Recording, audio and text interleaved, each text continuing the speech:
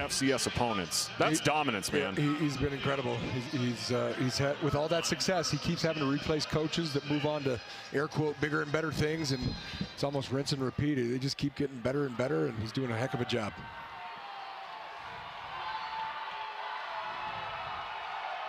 Adam Jones motions. Both running backs in here for Montana State. Hesitation from Julius Davis. Finds an opening on the edge and scoots out of bounds. Yeah, you could hear that NAU side over there kind of getting some boos. They thought there was a hold there. There is a flag on the field. Yeah.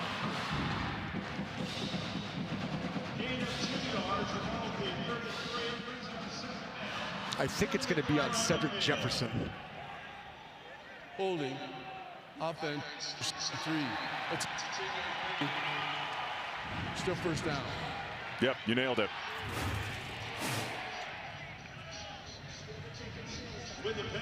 There's penalties. They lead the FCS. There's holding on almost every play, but you know that running back starts to get the edge there. You got to let him go. Can't get your hands outside the breastplate. And by the way, this is a Montana State bunch who is excellent in terms of penalties. They lead the FCS in fewest penalty yards per game. Julius Davis again. And now a word from the Jewelry Design Center. More choices. We are Jewelry Design Center, and we want to be your jeweler for life. Come see us in Missoula, on Brooks, across from the Montana Club. Julius Davis getting some good run here in the first quarter.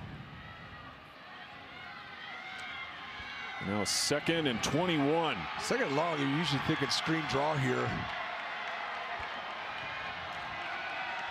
Lamson, clean pocket. The dump off to Adam Jones in the flat. I tell you, both defenses have shown up and come to play. I mean, you know, pretty balanced. Both offenses don't have a ton. You see here, he's got plenty of time. He just couldn't get that first, second look. Dumps off to Adam Jones, who is the Swiss Army knife. He's going to get a bunch more of those, I bet, today. Yeah, what Brent Vigen has raved to us multiple times this season, the best running back in terms of receiving for Montana State. But a 3rd and 14 now. 4 wide, Lamson again with another clean pocket. Now has to escape, still buying time.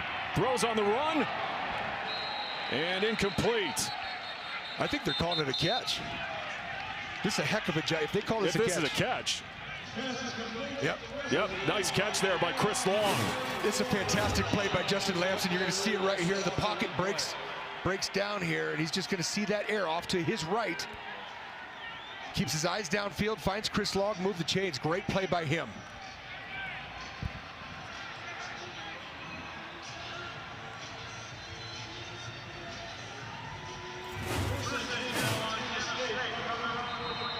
Another huge get for Montana State coming into the season. The transfer out of Rutgers, and they're going to review this.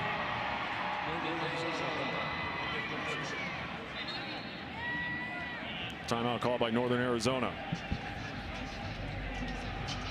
At least I thought they were going to review it for a second. Good shot of those two. Just made the throw and catch. Really, really nice play by Justin Lamson, though. And in double coverage, too. No question. But you see the length from Chris Long. Deep ball threat, a yards after catch guy, but well, now they're going to review it. Only took them about a minute. No, you said it. You called it. I beat them to it. You did. But that was something that Justin Lamson talked about earlier this week for Montana State. We know how many times they're going to dial up a pass play for Taco Dowler, but how do they get more of those wideouts involved, like Chris Long? Because you saw right there, he can flash that playmaking ability. Dane Steele also has stepped up. It can't just be Taco Dowler. No question. You can see right there, that's Coach Sam Mix right in the middle of all of it, talking to his troops. He's done a great job moving from the running back coach last year into the wide receiver role. Like I was saying a couple drives ago about the reshuffle. With all the success Coach Vigen continues to have, guys keep moving to bigger, higher paying jobs. And at first look, we can't get a great angle. I thought he had his left foot in, Ben. Well, I think the big question is, does he maintain control when he comes down?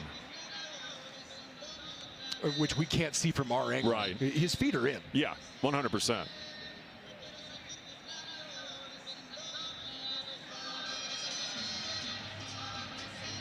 So he's got it right there.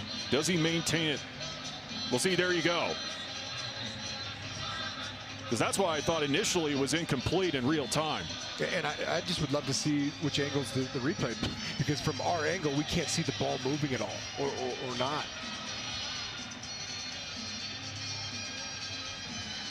Boy, I tell you, this might be overturned, man.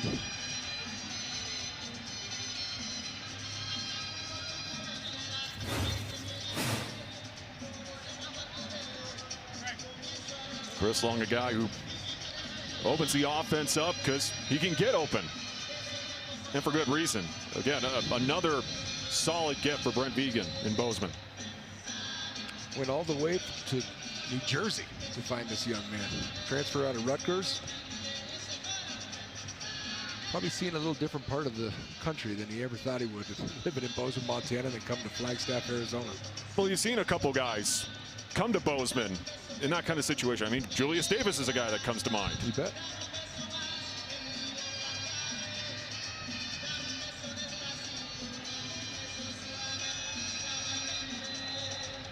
And obviously something different with this Montana State offense this year, the balance that we're now seeing with Pete Sturbick now taking over as offensive coordinator. And you're exactly right. It has been just that, balanced. And what I love about this ground attack for Montana State is it's only gotten better and better and better every week. They have gotten more yards than they did the previous week in each game. I'll be curious to see if that holds up today. Yeah, 46 against Oregon, 210 against South Dakota State, 217 against San Diego, and then 293 last week in that blowout win against Eastern. That was a beatdown Saturday. If you and I have seen, that was, I think, one of the most lopsided games you and I've done in 4 years. And we've done some lopsided we definitely have. We've done some close games too. I mean, we're here in Flagstaff. We were here 3 years ago. And that absolute thriller here in the Dome. Yeah, I don't know, man. I think they're going to overturn this. I don't know if he ever had possession. They are. Yeah.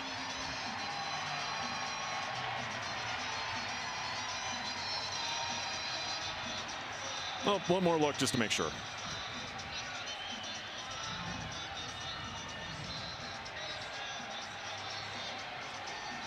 So instead of a first down, goes to fourth. To review, the receiver has an incomplete pass. Ball be placed as previous. Fourth down. The ball is loaded at the 27-yard line. Fourth down, Montana State. On the punt is Kobe Fulker. Back deep to the Lumberjacks, Isaiah Eastman. Isaiah Eastman back to return now for Northern Arizona.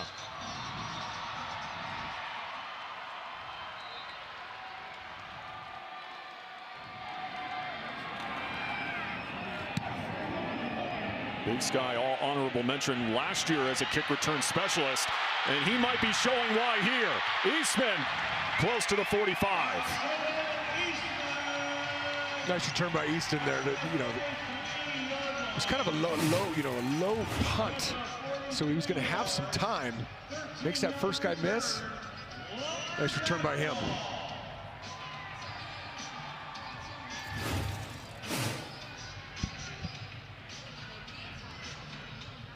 As they'll start from the 43-yard line. So this is an NAU offense. They can pick up points. How do they finally generate some offense here against a tough Montana State defense?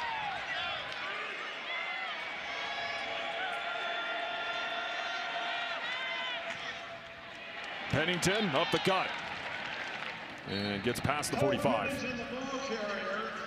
A little read zone action off the fly sweep.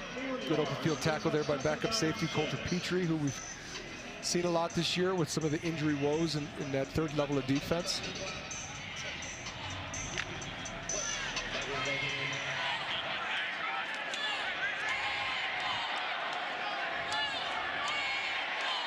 Pennington this season approaching the 100-yard mark on the ground. Cat sits, motions, and they swing it out again. Now into Bobcat territory and ripped out of bounds. Well, we might see a replay of this here, Ben. It looks like both of the secondary players, the defensive backs, got leverage on the football, forced the ball. Bryce Greavy, number 10, who we talked about in the open, he's got to get sliding that way and start moving with that motion. They were a man short there. Nice job by NAU. And Karan Gossett getting the rock right there. An impressive performance last week up in Hillsborough against Portland State. A career-high 112 yards as he helps get the Lumberjacks in Bobcat territory. Out of the pistol, 1st and 10.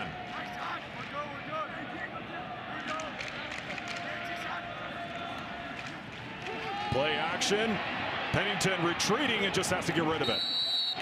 Being chased down from the back there by senior captain Kenny Iden like a ravenous Rottweiler, man. He felt it, you know, he had a clean. No foul on intentional groundings. The receiver was in the area and the quarterback was outside the pocket.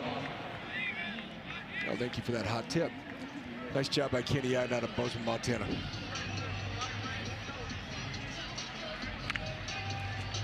It's a really nice job by Pennington getting rid of the ball. I mean, that happened pretty dang quick. You know, the performance that this Montana State D-line continues to deliver this season. Once again, going to Gossett. Not much there. Fans, make sure to show off your team spirit. Send us your best superfan photos, and you can see yourself on the big screen today. Here's how to join. Just scan the QR code on your screen and upload your favorite fan shots. We'll pick some of the top photos and showcase them during the game. Good luck, and let's see those amazing fan moments. And we know fans are watching in Montana, here in Flagstaff, and obviously down in Phoenix as well. A good one here, top 15 showdown as we approach the 5-minute mark here in the first. 3rd down and 8, 4 wide. Montana State will just bring 4, bouncing to the outside. Gossett. And he gets drilled, and that'll bring up 4th down as Carson Williams was one of the guys there. Yeah, that high red zone, I can see why they did what they did in terms of running the football there, Ben. They recognized that it was that cheetah package, that 4 defensive end sub package for Coach Howe's defense there. Tried to run right at it, get into a 4th and short, and it looks like sure enough they're going for it. Yeah, Karan Gossett, by the way, little hurt, have to hobble over to the sideline. 4th down and 4. 64% on 4th downs this season, this Lumberjack offense. Pennington looks, the dump off Cromwell. And Cromwell trying to get every single inch he can, and he'll be close to the 1st down marker, and they'll give it to him. He'll move the sticks. Yeah, nice play by Cromwell. Great job by Pennington, just kind of letting everything happen. Hit his check down, and that young linebacker, Cole Taylor's just got to pull the trigger a little faster out here. We'll see it. I'm sorry, that's Bryce Greavy again. He's got to recognize the down and distance there, be able to defend the sticks. Well, this is what Brian Wright emphasized in our conversation to him earlier this week. To get the running game going, a lot of short passes and play action. Pennington this time. The shot to his tight end, incomplete to Purdy. And Carson Williams brings the wood to jar it loose. I love the play call. It's a tight end wheel here into the boundary. He did throw it into essentially double coverage, kind of a cloud coverage there by Williams, and a nice big pop by him to jar that ball loose.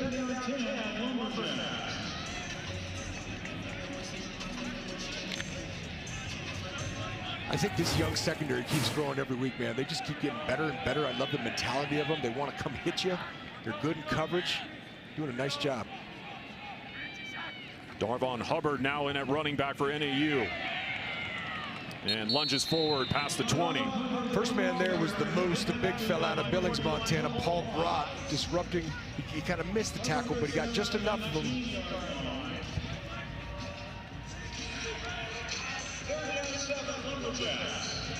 The AVA red zone. And these are 2 offenses who are impressive in this area. 15 touchdowns for the Lumberjacks this season. Cromwell back in at running back on 3rd and 7. Trips at the bottom of the screen. And Jason Raines will leak out. Pressure coming again underneath. Cromwell making the squeeze, stays on his feet, and again showing how physical he can be in that running back room as he picks up another first down for the Lumberjacks. Well, a couple of the running backs, we're going to see that with Cromwell. We've talked about Adam Jones. They're going to get these guys in the pass game a lot. And they got to understand this front four for the Cat defense is probably one of the best in the country. So those linebackers, those second-level defenders are going to have to keep their eye on Cromwell. Otherwise, they're just going to keep doing that. Take what they're giving you. Well, they got to be physical because Brian Wright raves about all those running backs. They all have really good contact balance. And now 1st and goal. Eastman motions back into the backfield, and they go to him. Cuts upfield. Eastman to the 7. And Brian Meredith there to wrestle him down. You'll see from the replay here, really nice open field tackle by Brian Meredith. That being said, getting into about the looks like 6-7 yard line. And to your point, both outfits have been really nice in the red zone.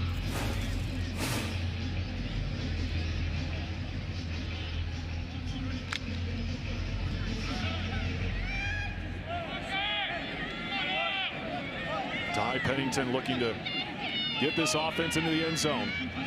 Cromwell back in. Out of the pistol. Pennington design QB run inside the 5. And a late flag flies.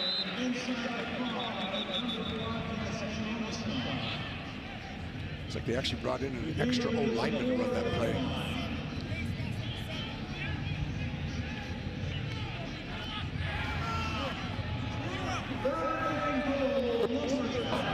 Face mask. That penalty forced half the distance to the goal. Automatic. It was cutting out in my head. I think it was 7, okay, right? So did he say Tatum Gray? Tatum Gray then, yeah. That's a big penalty. That's the first penalty in 3 games, actually. They're doing a very nice job staying clean on that side of the ball penalty-wise, but that's a big one, getting it a third, very, very short, or I'm sorry, 1st and short. From the 2-yard line. Cromwell gets the call and battles his way into the end zone. Touchdown, Lumberjacks. Well, we kept calling his name, Cromwell. I mean, running the ball, getting those checkdowns. What a nice drive by NAU. Fantastic job by Cromwell. Rushing TD number 6 here in 2025. Little split zone action there. You see Jason Raines, the graduate senior, coming to try to set that edge.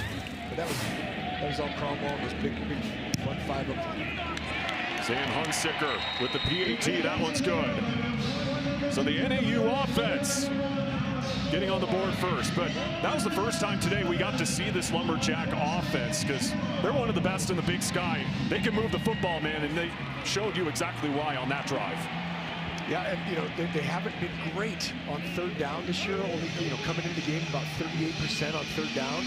But those were some big 3rd downs, and obviously the 4th down to extend the drive. The personal foul sure didn't help.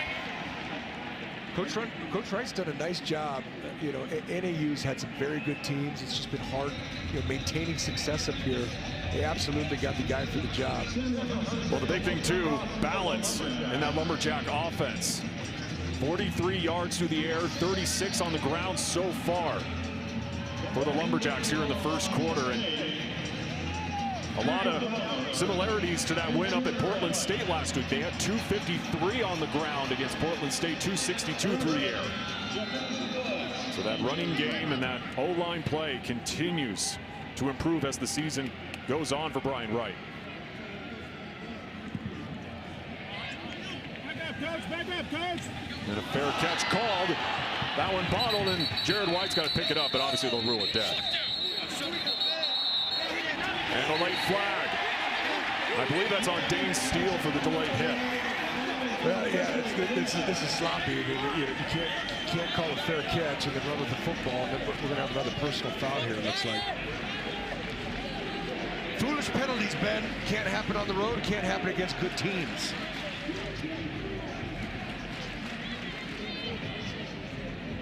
Well, we were hyping up Montana State with how well they've done, and limiting penalties. It's been a sloppy first quarter for them in that regard. After the play, personal foul, receiving team, number 84. That play being forced half the distance to the goal, first down.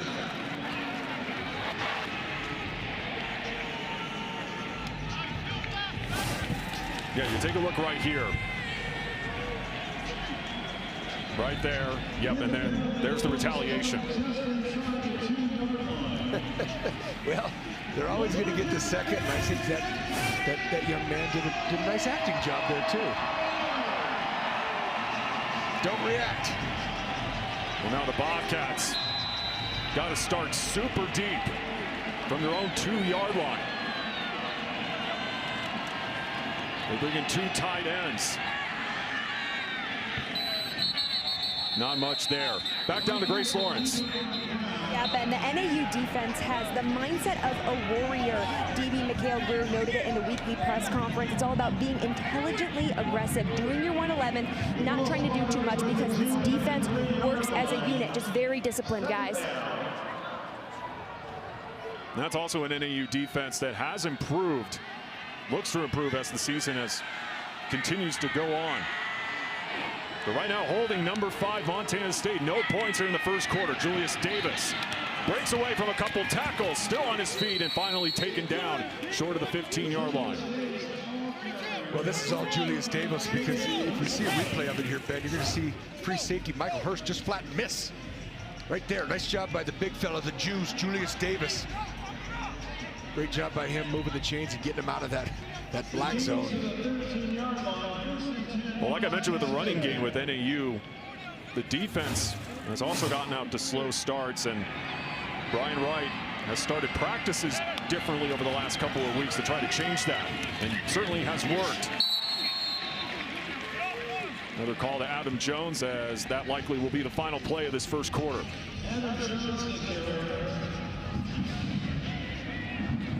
Well, not much scoring in the first frame, but kind of like what we expected, a close one through the first 15 minutes. Number 5, number 13, with the 13th ranked team in the land with the early lead. Quarter number 2 coming up on the other side from Flagstaff. Montana State University, Mountains and Mines. Town Pump, pump it up. Stockman Bank, Montana's brand of banking. Your Montana Chevy dealers. And the University of Montana. Build your skills the Montana way. To start the second quarter, Jabez Woods able to make the catch. And he'll be just short of the first down marker. Beautiful shot of the Grand Canyon, by the way. Nice catch by Woods there, because he got a nice pop by Jalen Wesley, the senior. He's kind of been the ball hawk for this NAU secondary, with 2 interceptions already on the year. 3rd down and 1. Montana State very good, 48% on 3rd downs this season. Just right up the middle, right downhill. Julius Davis using that physicality to pick up the first down. They put both tight ends. It was a 4-man surface, so it was that one tight end on the ball was ineligible. You're going to see it right there. Just run an inside zone, let the big man do his thing.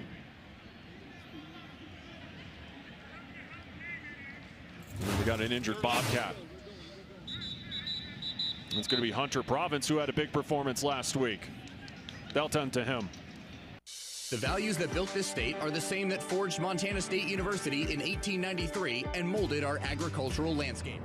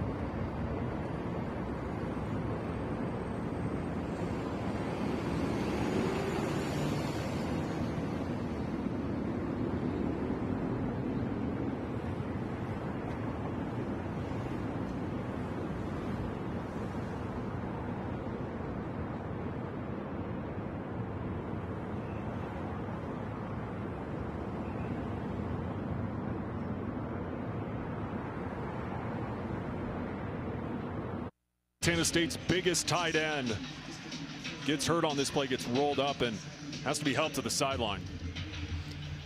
Yeah, I hope he's okay because he's been having a really, really fine season thus far. Like you said, the big play last week against Eastern. Brings a different ability for a guy of that size, according to Brent Vegan. And that's a big loss for that tight end room that is so crucial for this Bobcat offense. Well, they've got packages they're using, you know, two to three of them a lot in the ball game. So yeah, it is a big loss.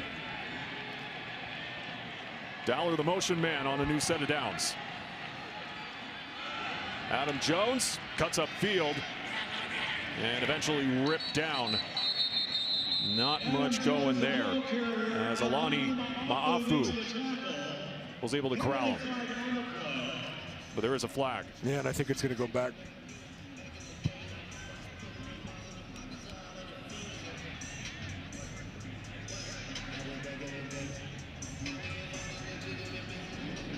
Personal foul, illegal blindside block, offense, number 9. That play being forced half the distance to the goal.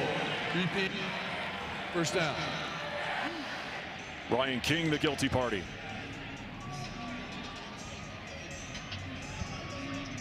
With the penalty, the ball is brought back to the 14-yard line. First and 24 for the Bobcats. See right here, a little bit behind the defender. Bobcat's got to clean it up in a hurry. They've had some big penalties that are hurting them. Lamson again hit as he throws, again to Adam Jones. A good sportsmanship there, as Brandon Wong, who made his return a couple weeks ago, was just pouncing on him. Gain of 9 to the 23-yard line brings up second down for Montana State.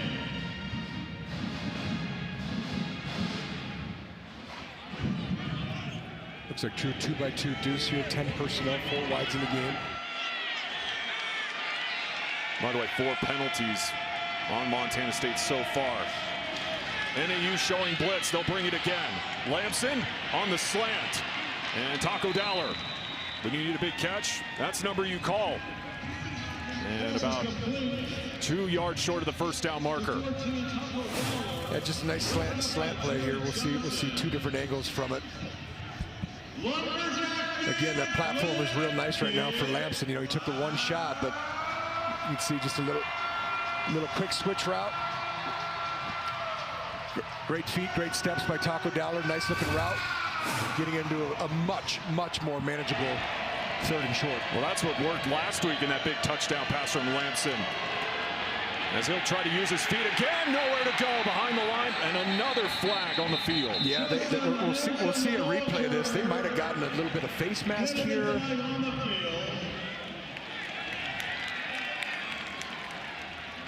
Lemire Davis, by the way, brought him down. Oh.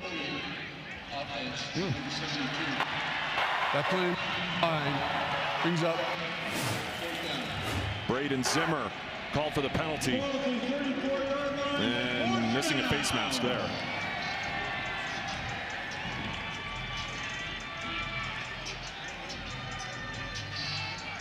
Yeah, it was, you know, it looked like that. That's what I saw from here. It did look like his hand maybe really grabbed the face mask. But boy, the penalties right now are just killing the Bobcats. Both defenses playing pretty sharp. Penalty number 5 on Montana State.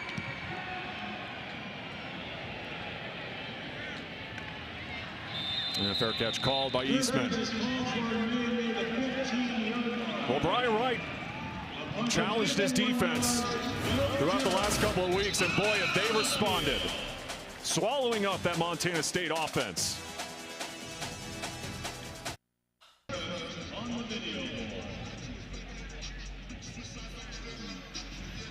Of course, Montana State fans making the trek down here to Flagstaff. Got their champ plushie and enjoying a good game so far as we take a look at the Marsh McLennan Agency Fan Zone. Some of today's featured fans want to thank all of you for sending in these awesome photos. And I was going to say this last week. It feels like we've been getting more of the dogs this year. A lot of dogs, which I know makes you happy. Oh, of course. I mean, we got a special appearance from Jack the Yorkshire Terrier last week. Well, so far this NAU defense impressive against the number 5 team in the land, and the offense looking to capitalize.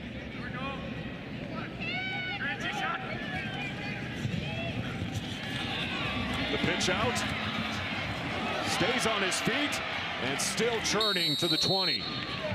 As Karan Gossett is back on the field for NAU. Yeah, kind of that delayed pitch, just trying to hold the defense just a scooch, and it worked. I mean, they got the nice gain out of it. Great effort play here by Zach Cruz, chasing the ball inside out.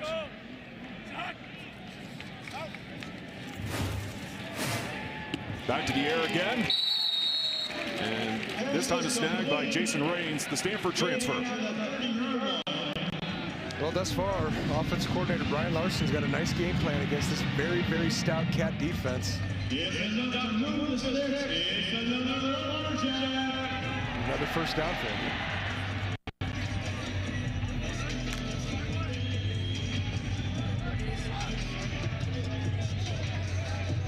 And the big point of emphasis from him was the continued play of the O-line. They've had to shuffle a couple guys. Couple tight ends in motion, 12 personnel wide open this time on the far side, breaking away. Jason Raines. Good quick throw there by Pennington because they were bringing pressure. It looked like a little inside cross or linebacker pressure here with Aarons and Cole Taylor. Good job by Pennington recognizing it, getting the ball out. Good protection by that Lumberjack offensive line and backs.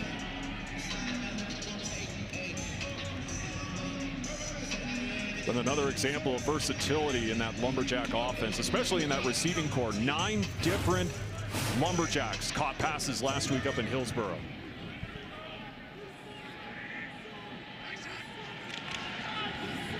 Swinging it out into the flat. Again, Karan Gossett. Out of bounds, past the 50. Well, the guy that really makes this play is Isaiah Eastman. I'm not sure if we're going to see it from this angle, but he does a really nice job of blocking Tatum Gray right there. There's no edge to your defense. Nice job by them. Again, second and short. Don't be shocked if they take a shot right here. And if they don't get greedy, keep handing it to Cromwell. He's having a heck of a game. Darvon Hubbard back in the game here for NAU. Katz is the motion man. Play fake Pennington. Time running out. And throws it away on the ground, but it's going to be incomplete. Hunter Parsons, we talked about it. Is it complete pass? Down. You gotta love a guy like Hunter Parsons. You see him up there at the top of your screen. I love this guy because he's what college football is all about, right? He's been in the program. He's been behind some excellent defensive ends like Brody Greeby in front of him. He's waited his time. He's paid his dues. He's worked his butt off. He's developed himself into a heck of a football player to come out and have a big-time senior year. Brian Vegan talking about his D-end. Beyond becoming a starter his senior year, he wanted to be an impact player, and boy, has he ever. Eastman on 3rd and 1, cuts upfield, a first down and much more, but more flags fly in the backfield. This one, I believe, will be on the Lumberjacks. They're going to just yank Cole Taylor down here on the edge. I think there might have been multiple fouls up front, but I think that's the one they saw at point of attack.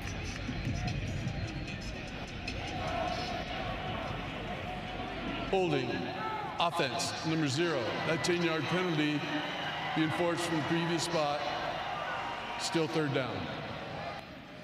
On the running back, Karan Gossett. You can see it right there. Oh, nope, it was up top there. I apologize. Right there is where they yank Cole Taylor down. You can see it from 100 miles away.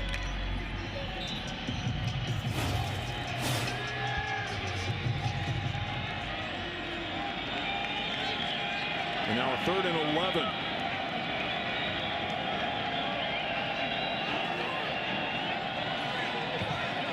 Purdy motions in. Up the middle. And more flags. It's a laundry session, Ben.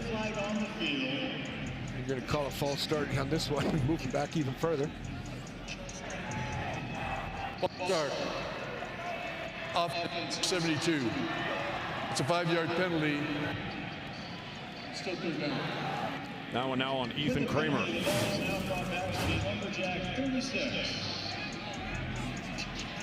can see it right. Just barely flinched before the snap there. Well, after a clean start in that department, now NAU has been getting the laundry. Yeah, it's kind of ugly right now on both sides.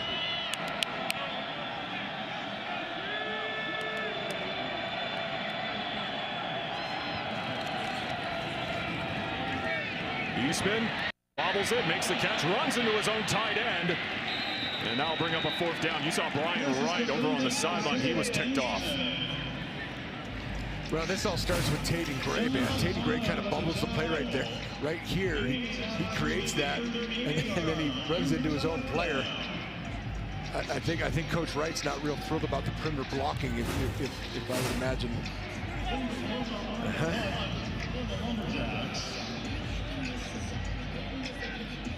I'll be honest with you, I did not expect this game to be 7-0 almost halfway through the second quarter.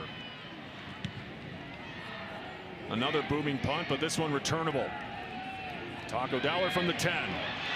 Dowler's got space. He's going to turn on the Jets. Follows more blockers to the outside. Dowler!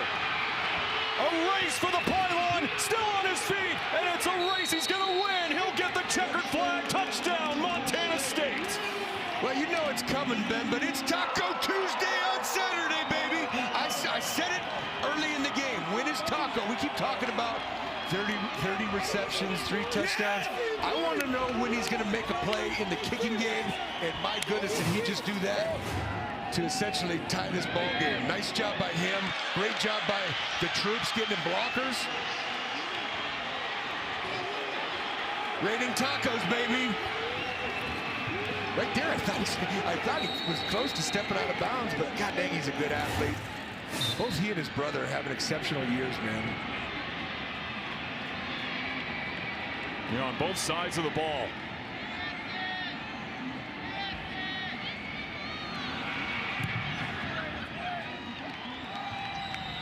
Well, eating my words, I said I'm surprised it was 7-0. That changed in a heartbeat. 90-yard punt return to the house for Taco Dowler. So explosive. He makes big plays in this building, no doubt.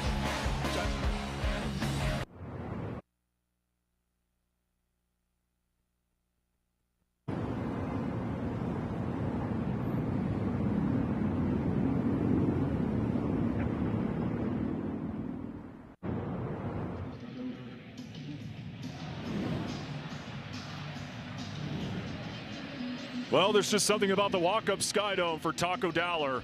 3 years ago, had that big catch to help set up Montana State with a game-winning field goal, and now 90 yards on that punt return to the blue turf. It's kind of been a roller coaster for special teams this year. I mean, there's been so many, things that haven't gone right, but that have also gone right as well. I mean, scored a touchdown last week on the dang field goal team. This week it's the punt return team. Great job by Coach Monaco. Well blocked by that punt return team.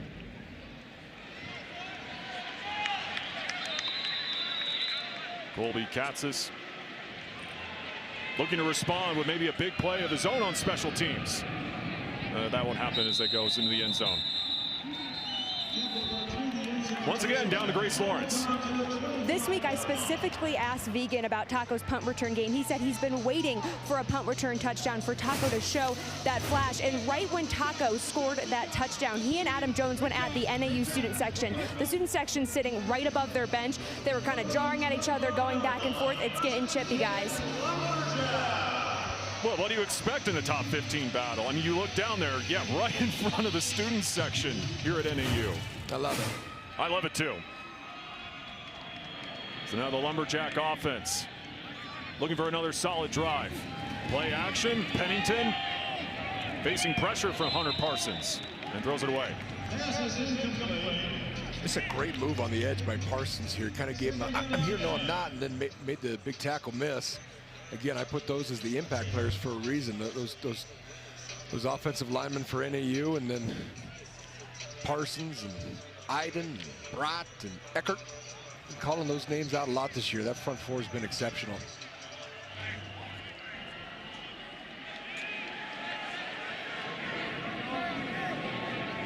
Katz's motions. Still haven't really called his name a whole lot so far. Right on cue and in and out of the hands. Incomplete from not only Katz's, but also an opportunity, yeah, for an interception there. Coulter Petrie.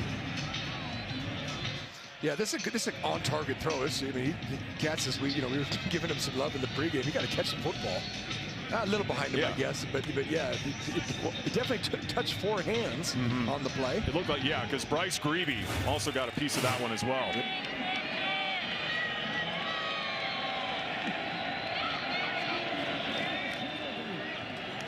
Shovel pass, ball on the turf, incomplete. Yeah. And now a word from the Montana Boat Center. On the field.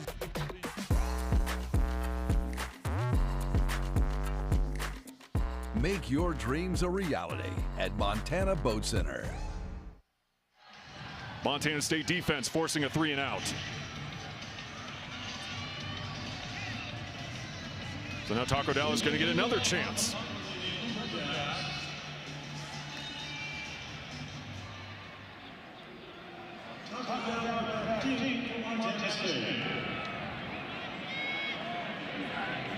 Again, so dangerous. Second in the Big Sky last year, 11th in the FCS in average return yardage. Looking for fireworks again, but this time NAU sniffs him out. Well, Brian Wright again challenged this Northern Arizona defense and still holding Montana State's offense to 0 points so far in this one. Yeah, again, Coach Clark, the defensive coordinator for the Lumberjacks, I think they've been outstanding. They're just keeping that Bobcat offense out of rhythm. It's just been very clunky so far in this first quarter and a half for this outfit. And Coach Sturbuck and his crew have got to find a way just to get something consistently going, because right now it hasn't. On first down, Julius Davis on the pitch out, a stiff arm, remains up and finally knocked out of bounds. It's a good physical, tough run by Davis. He took a nice shot by multiple defenders. Well, Adam Clark also saying we get a good job putting pressure on opposing quarterbacks and opposing running backs, but we have a hard time bringing them down once they get into space. And I mean, again, Justin Lamson can use his legs, and right now not much going for him on the ground.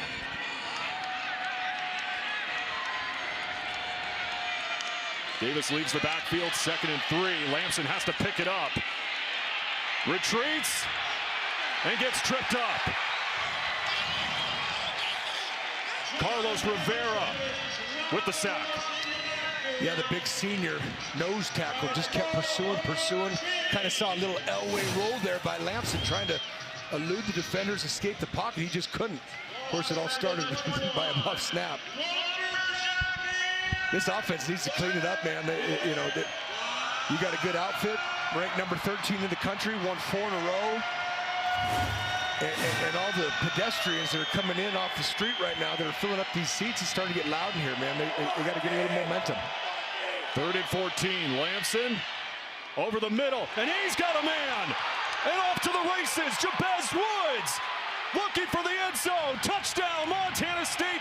There's that offense that Montana State needed. 2 straight weeks with a big play for Woods. Boom, whammy, whatever you want to say. Holy smokes, 2 huge explosive plays by this Cat outfit. 90-yard return by Dowler. And then this one, good night. We were just talking about the defenses bowing up and playing well. Great job by Montana State. Great job by Lamson. 79 yards for Woods.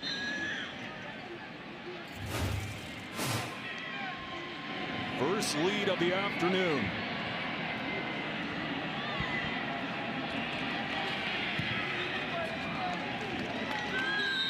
Well, this is what Justin Lamson wanted, Ty, earlier in this week. Not just Taco Dowler, but getting more of those receivers involved and making big plays.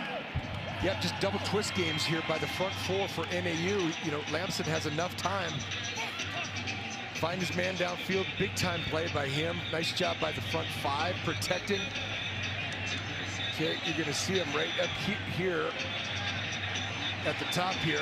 Get the all-22 picture. This is just a great throw. Good clean throw on the opposite hash mark. Little breakdown in coverage there. Off to the races.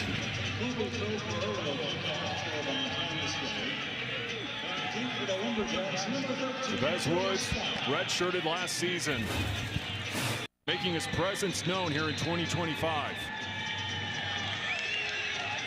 And Joey Stout now back to return for NAU. And he's got some wheels, man. I'll tell you that right now. He can make a big play on special teams, and he'll try to here. If he takes it out of the end zone, which he won't. So not much needed on that scoring drive for Montana State. Just 3 plays. Just a little over a minute taken off the clock. Woods is going to be a difference maker in this Cat offense. Young man out of Spanaway, Washington. Again, just keep adding to the stable of athletes and targets that Lamson has.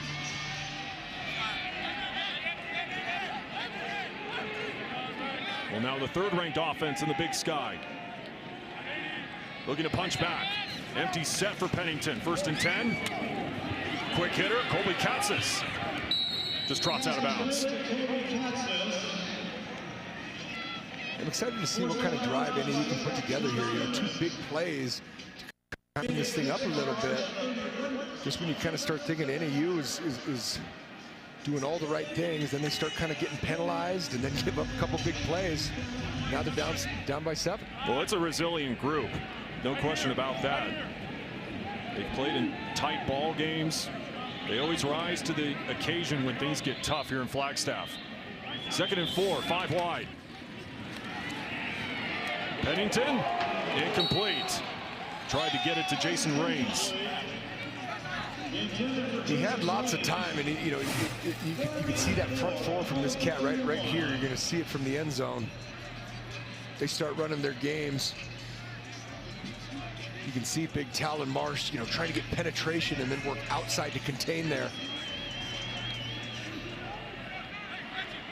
Seth Johnson on the coverage. 3rd and 4. And timeout NAU. Northern Arizona. Yeah, Coach Wright almost leapt out of his tennies there. He didn't see something that he liked. He knows this is a big 3rd down.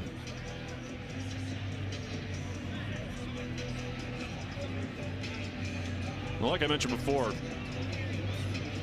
this is an NAU team who's dealt with adversity. Taco Dowler over on Montana State's sideline. He definitely knows how to lead this program. And the job that Brian Wright has done here in Flagstaff, like we talked about so many times, previously at Pittsburgh State, spent some time at Montana State, before that at Youngstown. And when he was at Montana State, really learned, you know, different ways how to connect with players. You know, it was a really good environment for him up in Bozeman, and obviously has translated very, very well here in his 2nd season here at the Walkup Skydome. Yeah, you know, he wasn't in Bozeman long, but you know, I was on the other side of the divide. I was coaching for the Grizz, and they had some great outfits, man. I mean, he probably doesn't want me to talk about the 2011 game when the Cats were #1 in the country. We came in and well, kind of had our way with him a little bit, but I always respected him as a coach, and he's got a great offensive mind. Seth Cromwell back in at running back for NAU. Yeah, that Montana State bunch, the top offense of the Big Sky under him and Rob Ash. And a beautiful ball thrown there to Isaiah Eastman. It's a really nice throw, though, by Pennington, man. Well, what I also like about Pennington is they're going to go in a little bit of a hurry up here. He's such a good decision maker. Doesn't throw a whole lot of interceptions. To the air again, wide open this time on the far boundary. And knocked out of bounds. Again, the Stanford transfer, Jason. Yeah, that's where that Cat defense, they got to realize if they're going fast, they can't be substituted. They were caught there. They weren't lined up. They're trying to get guys in and out.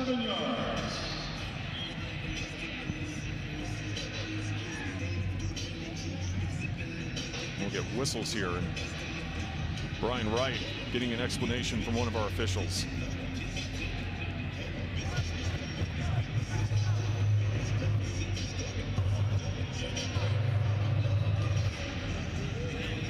Insert the Jeopardy final question theme. Yeah, we've had a few of these, you know. Both teams look like they got to, you know, for 13 versus 5. It's been a lot of sloppy play.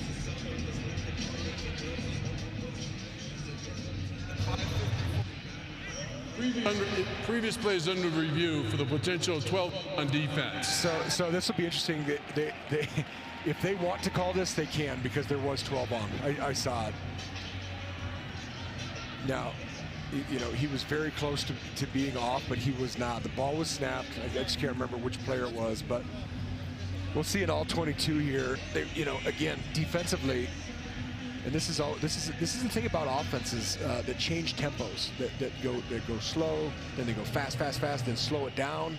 But defensively, if they're getting on the ball, you can't be running guys in. You can see right here, looks like a dang Chinese fire drill. And they're going to be called for 12. You can play with 10, Ben, but you can't play with 12. It's a real thing.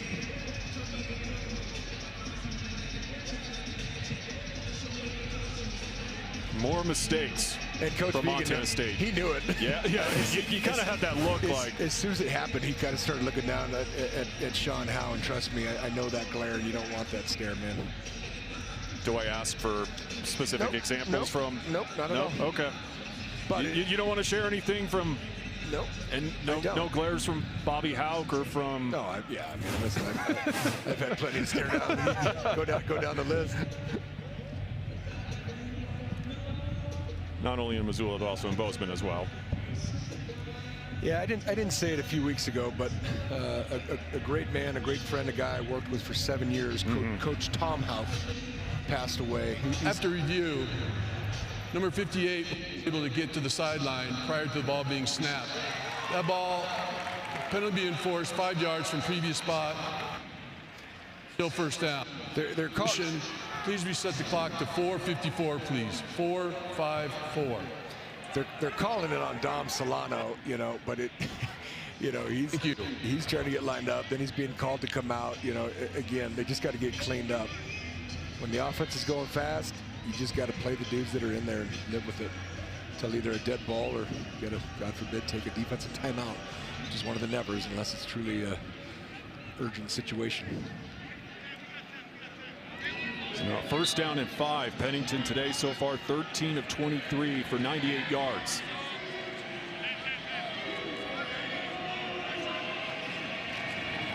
And they swing it out. Cromwell tracked down immediately by a trio of Bobcat defenders. Yeah, it's all Caden Dowler, though. This is what I'm talking about, where we showed the one play where the DB got out-leveraged. Caden Dowler, who's having a great season, he just takes advantage of that defender, gets over the top of him. Cromwell's got nowhere to go.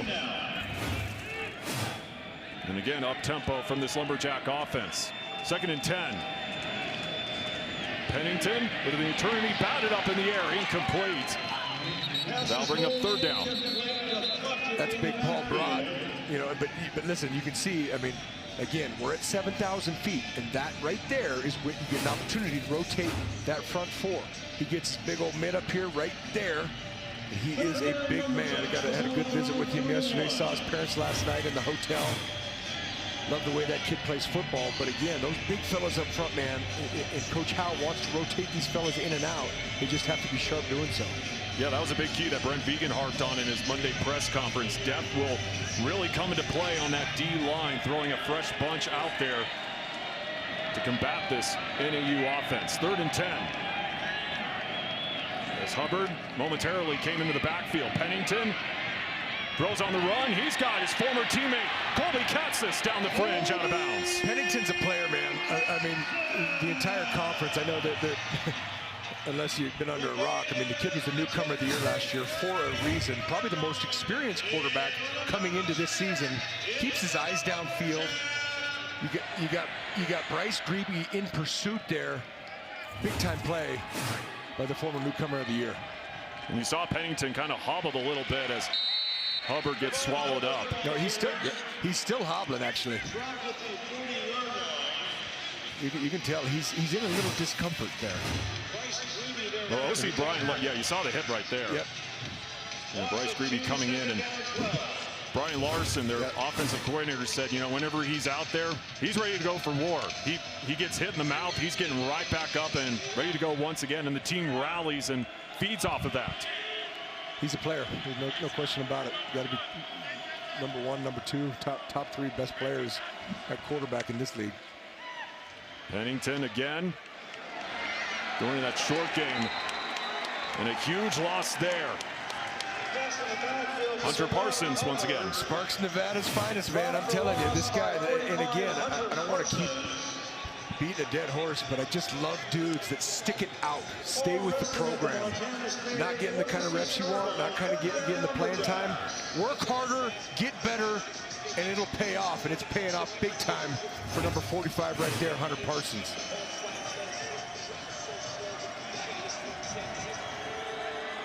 His 3rd tackle of the afternoon. Bryce Grebe leading the way with 6, by the way, so far for Montana State. As Purdy exits out, they'll keep it with the ground game to Seth Cromwell. Seth Cromwell, the ball carrier, gets down near the 40. And out. Montana State. 30 seconds. Come out. You're gonna see Cromwell here at the end. It takes a pretty shot right off the turf. I love the way those two guys play, though, right there. You got Missoula, Montana, Billings, Montana. Thank you. Good hustle play by Zach Cruz. You can see Cromwell. I mean, and you better enjoy this lovely field turf, because we used to come up here back in the day, and it was that old Astro turf. I played on it for 1 year at Colorado. God, it sucked. Fans, make sure to get ready for game day with Megan Robinson during this week in Big Sky Football. You'll hear from your favorite coaches and players, plus get an insider's look at the conference. Watch every Saturday on this Scripps Sports station. Check local listings for your times in this area. Great show by Megan Robinson, who does a great job every single week. Had a good interview with NAU offensive lineman Ethan Kramer. How he's had to play a couple of positions on that O-line over the years, even going back to his days at Northern Colorado. And more whistles. I think I've heard more whistles in this first half than we probably did all last week against Eastern. It's been a lot, and I didn't see what happened, but I'm curious about the timeout there, because they're going to get the ball back, still with the 2-minute timeout, but they would have had 3 timeouts going into that. So now they only have 2. But lots of time for Lampson, knowing they're getting that timeout here in about 27 seconds. Good opportunity to, you want to flex a little bit. This is a big time opportunity to go put another 7 on the board.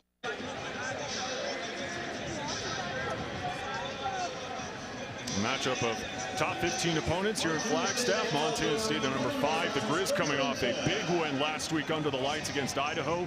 And now they'll head to the state of Idaho later tonight. Take on Idaho State, and Vandals falling to number 12. Yep, our counterparts, Trey Bender and Jordan Tripp, will call that one another dome in Idaho. Yeah, that's true. We definitely got our domes featured tonight. Lampson rifles it over the middle. Taco Dowler staying on his feet.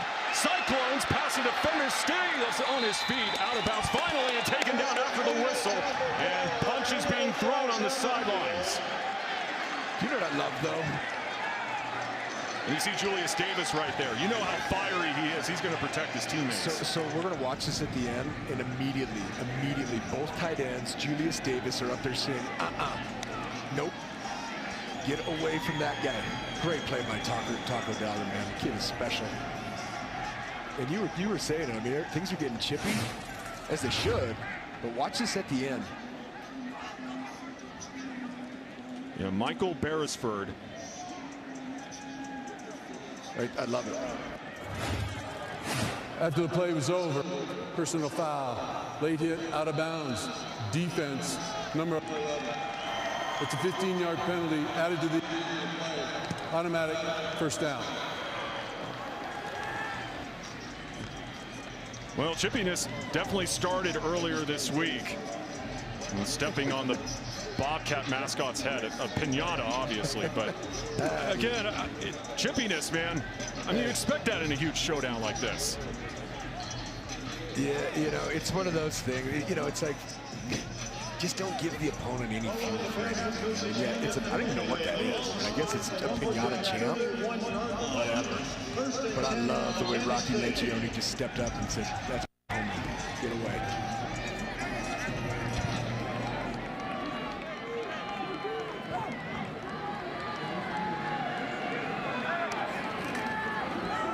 Adam Jones gets the call. As that will take us to the 2-minute timeout. Getting chippy here in Flagstaff.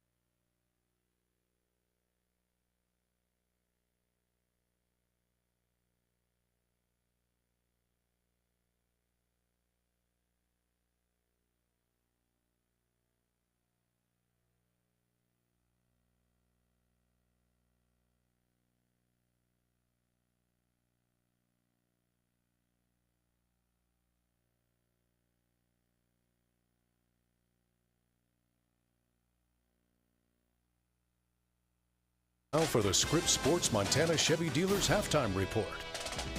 That's right. Welcome back, everybody, into the halftime studio. I'm Scott Breen alongside Casey Conlon, and I have two questions. Okay. One, why do coaches continue to kick to Taco Dowler?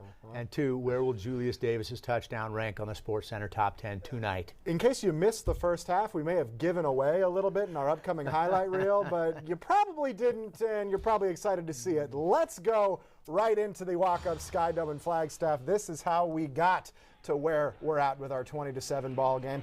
Early on, it was NAU getting a jump start. Seth Cromwell powers his way across the goal line as the Jacks grab a 7-0 lead at home.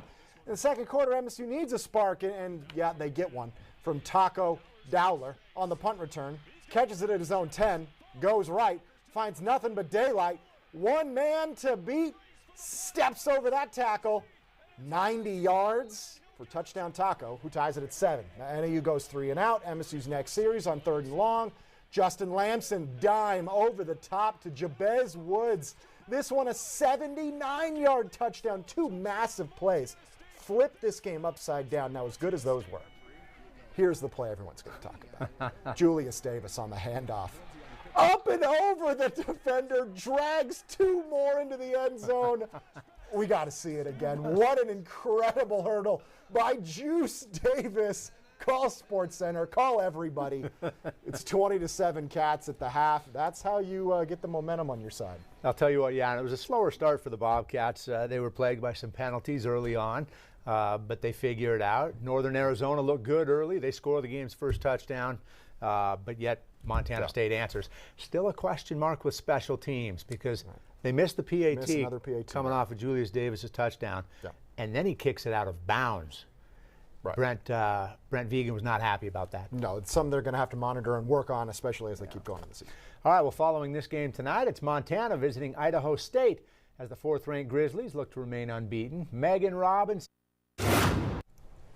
Just 2 more games in the Big Sky today. UC Davis and Cal Poly, the Battle of the Golden Horseshoe. 6 p.m. Mountain Time kick. Portland State. Back here in Flagstaff, a 20-7 lead in this top 15 showdown between Montana State and Northern Arizona. Ben Creighton, Ty Gregorek, and Northern Arizona got it started. This Seth Cromwell 2-yard punch in, but in the second quarter, that's when the fireworks really started getting going in this game. All of it from Montana State, obviously starting with the longest punt return for a touchdown in history from Taco Dowler. Yeah, incredible. I mean, that's, again, I say it in these type of games. When that happens, you got about a 75-80% chance to win a football game if you return a kick for a touchdown or have one blocked. It was all NAU, it felt like, early. They just seemed like they had the momentum, and I feel like it's been all MSU since, Ben. They really did. Like I said, it was a tale of 2 quarters. Yep. No question about that. And another big highlight, Julius Davis reaching for the sky there. 20-7 Bobcats.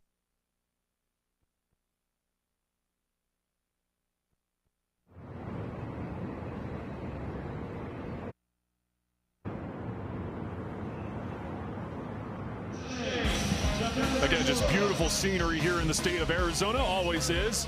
As we start the 3rd quarter, Montana State will get the football to start this frame. And, you know, this is going to be a big, in my opinion, a big opening drive for the NAU defense. We'll get into that in just a second. And that will fly into the end zone for a touchback.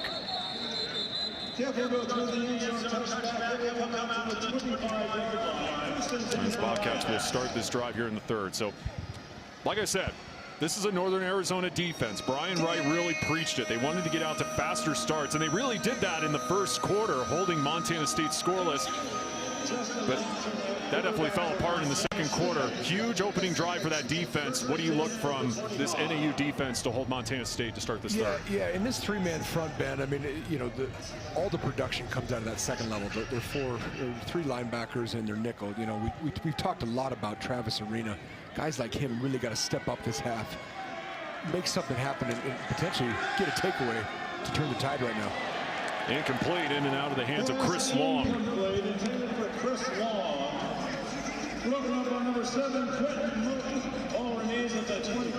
Lamson before that pass, 9 of 12, 173 yards. A touchdown in that first 30 minutes. Well, that's going to go down as an incomplete, but again, some of these receivers got to catch the football. That was a good throw. Again, just excellent pocket presence from Justin Lamson. Even said he wanted to be more patient in the pocket a couple weeks ago. On the sweep, Taco Dowler staying on his feet as he tight ropes down the sideline. Third down. Yeah, it was a good, you know, again, we talk about getting Taco the ball more. They had a nice play design. Big Ryan Schlepp there, sophomore out of Bozeman, Montana. He's out on the perimeter. He's got to make that block. It's his guy that ultimately forced him out of bounds.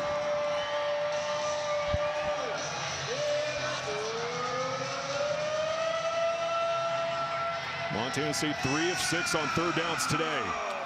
Offensively, you'll always take, if you're hovering around 50% on third down, you'll take that any day, especially on Saturdays.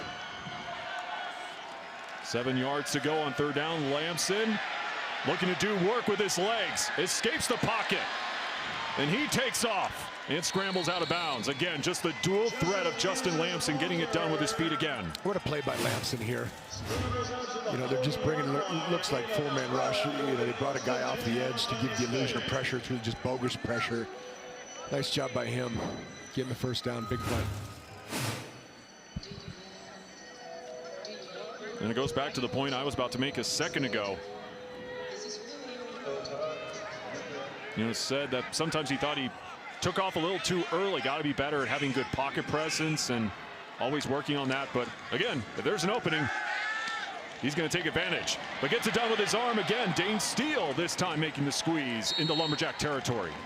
You know, it's funny though. I mean, again, nice play by Steele, but he still didn't catch it cleanly. You see a replay of this. These receivers got to catch the ball with the hands. A lot of movement there.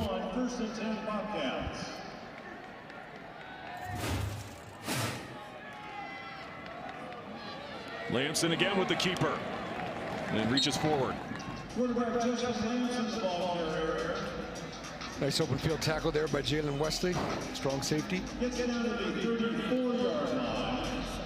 Now on the flip side, this Montana State offense really clicking coming out of the locker room here on this opening drive. Yeah, they're doing a nice job. I mean, and again, Lamson. I mean, Lamson looks very, very solid.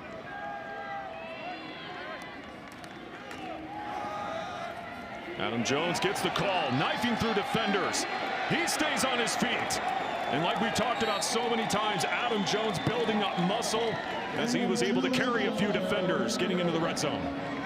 He looks a little slow to get up, but he's a tough kid, man. And you can see him kind of squeezing his arm there. I don't know if that's a shoulder or not, but yeah, to your point, a little fly action there with Taco, and then the rest is on him. Look at him, he's going to carry 4 dudes there. Yeah, 3 dudes, I guess.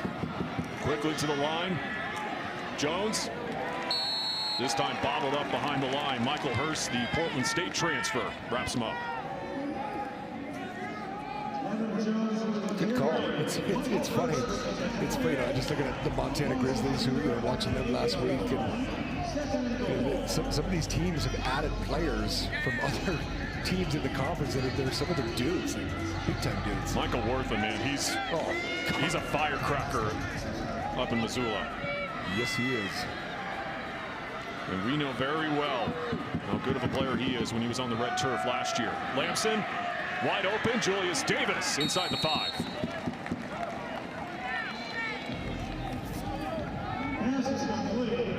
And more jawing from Julius Davis. I think you kind of always expect that from him. Yeah, it doesn't matter who the opponent is. Just kind of a little mini chip out to the flat there. Wouldn't be shocked if they just give it the 3-2 again.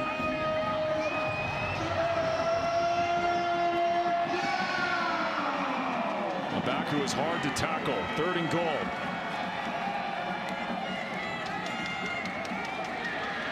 Knifing and into the end zone. Touchdown.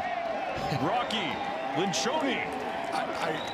I feel like I've seen it all, or at least most. I didn't have a fly sweep to Rocky Linchoni on the bingo card, as the kids would say, Ben. That was amazing. I was looking down there. They had a power pair with 2 tight ends. You can see it right there, and then they bring him. I love it. Wow. All right. Well, with Hunter Province going down back in the first half, other tight ends now got to step up. That's true. And the Bozeman native finds the end zone. Nice call by Coach Sturbeck there. The old tight end fly. It's good stuff. Just when you thought you've seen it all. 27-7. Well, that's exactly what NAU couldn't have happened. Now this thing is getting a lot of hand. You read my mind. Strong response to start the second half for number 5 Montana State. Today's game is sponsored by Montana State University, Mountains and Mines, Town Pump, Pump It Up, Stockman Bank, Montana's brand of banking, your Montana Chevy dealers, and the University of Montana. Build your skills the Montana way. Oh, now we're talking. As a rail fan myself, great scenes of the Grand Canyon Railway not too far away from here in Williams, Arizona. But not good times here in Flagstaff. Brian Wright with his team down 27-7 with the Bobcats just marching right down the field to start this third quarter. Colby Katzis will take this kick. And another touchback. Back down to Grace. Yeah, I'm here with Deputy Commissioner of the Big Sky, Dan Satter. Thanks so much for joining our program. How great is it to be here in Flagstaff this afternoon? Oh, what a perfect day for a ball game. Great crowd. 2 top 15 teams that were in the playoffs last year. So just a terrific showcase of Big Sky football. Yeah, a handful of teams in the top 25, a top 15 matchup here. Just how strong is this conference? Well, we always like to pride ourselves on saying we're the deepest conference, and I think those rankings and other metrics continue to prove it. You know, to have 5 teams in the top 25 and a couple others receiving votes just shows the depth of this league week in and week out. And what exactly goes into scheduling the conference? Yeah, so we're in the process right now with the membership changes we have of developing our 26 schedule. So we're going to move to 9 conference games, and part of that process has been determining how many annual opponents each team will have. Right now it's looking like there'll be 3 per team, and then we'll rotate around the other 6 games so that you usually never go more than a year without playing somebody. Yeah, what is it like to adapt to the modern landscape with the Big Sky?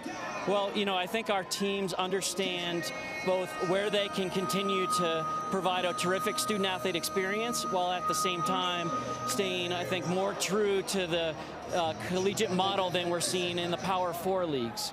And we're not trying to be that, right? That's not who we are. We know who we are. We know what we can offer. We know that we are tethered happily to education and our student athletes receiving a degree as well as an outstanding experience competing in our conference.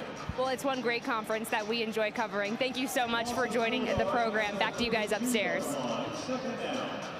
Yeah, looking forward, obviously, to having Southern Utah and Utah Tech join the conference next year, and obviously really interested to see how the new schedules come out when we head into 2026. Yeah, you know, and I agree with them. I believe the Big Sky probably is the deepest conference in FCS football. Now someone, anyone, has got to go put a number 1 on their ring finger.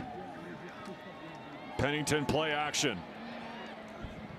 Again, just going underneath, breaking away. Cromwell lowers his shoulder into Montana State territory. Good play by Cromwell, and you don't see Tatum Gray miss that bad or usually ever. This is just a whiff out here on the perimeter. You can see it right there.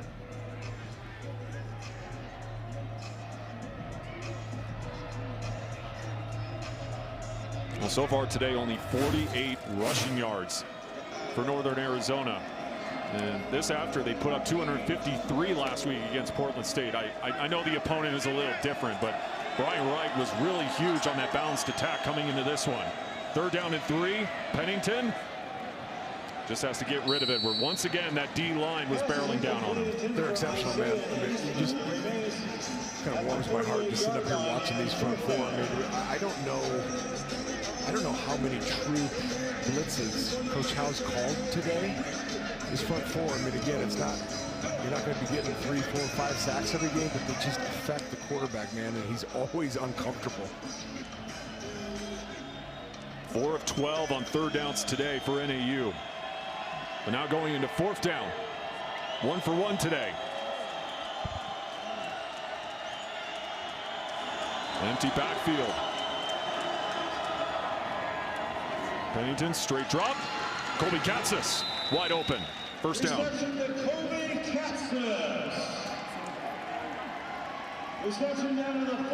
Yeah, just a quick hitch at the sticks there, Ben, and they really needed that one. It's a nice job by them, and they're getting on the ball, and they want to go. Yeah, I said that was a huge defensive series for NAU, but this is also a huge offensive series here. They really got to get some points. And for an update, we go back down to Grace Lawrence. Yeah, just a quick injury update. Hunter Province, the tight end who went down in the first half, he came back out. He's in street clothes, sitting on the end of the bench, guys. Yeah, you're not really surprised by that, him having to get helped off the field going into the locker room. But you saw the impact that he had last week. The biggest tight end in that group, but so speedy as well. Yep. Second and 11. Pennington again leaves the pocket and will slide down. Ty Pennington with the carry inside the 40. Fans, once again, another reminder to show off your team's spirit. Send us your best super fan photos, and you can see yourself on the big screen later on in this one. Just scan the QR code on your screen and upload your favorite fan shots. We'll pick some of them coming up later on in the game in the fourth quarter. Good contingent, obviously, of NAU faithful here in the walk-up Sky Dome today. Hoping to see something from this Lumberjack offense. Halfway through this third quarter, 3rd down and 6. As Gossett will leave the backfield. Straight up the middle. Seth Cromwell will be about a yard short of the line to gain. Yeah, 20 personnel, you know, just split back. I'm almost surprised we haven't seen more of that out of the Cats as well. It kind of looked like they were liking that for a couple weeks. Big 4th down here, Ben.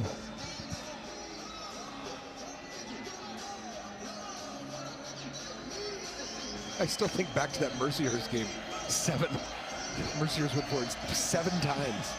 So they're battle tested on 4th down. That's all I'll say. You saw Sean Howe right there looking for his defense to hold on 4th and 2. Cromwell again, and he won't get it. Big time stop there. You just mentioned Coach Howe. He's fired up there on the sideline, coming about 20 yards out. Great stop by that Cat D. Again, look at the penetration there by number 50, Zach Black. He's the one that really helps that. Montana State starting to roll here in the 3rd. Definitely an impressive day from that defensive line at Montana State. They are for real, holding number 13, Northern Arizona, one of the best offenses in the Big Sky, to just 7 points so far here in the 3rd. And Ty Gregorek, you're obviously the best guy to ask about this. I mean, just what makes that D-line with so many different playmakers just so good at basically becoming a giant brick wall to opposing offenses? Well, they're well coached, and it's a very veteran group. I mean, they've been in the program now for, you know, some of them 4 or 5 years. They're outstanding, though. You know, Sean Howe had been coaching that D-line, and now you saw a good shot of Coach Baptiste there in that huddle. I know Howe still has a hand in it, of course. You can never get too far away from your roots, but they're awesome, man. I mean, they're one of the best, if not the best, in the country. Offense number 55. 5-yard penalty. Still 1st down. JT Reed called for the false start penalty. Yeah, with this Montana State defense, I mean, the numbers speak for themselves. 2nd in the Big Sky in scoring defense, 1st in rushing defense, 1st in total yards allowed. Sean Howe obviously doing a tremendous job, as you saw right there. Yeah, and all of those stats are inflated or deflated, if you will, because they got Oregon in them. You know, against FCS opponents, they've been unbelievable. Taco Dowler with the ball and another flag. Taco Dowler, the ball carrier, number of Lumberjacks is on the stop. Flag on the field.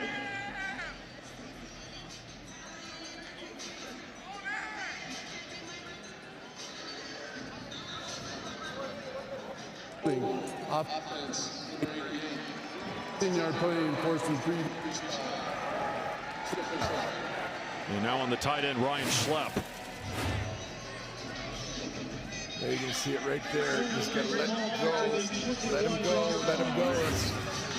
It's a couple drives there where our man Schlepp has had a couple errors and they've removed him. I'm assuming just for personnel standpoint, they went to true 10 personnel, 3-by-1.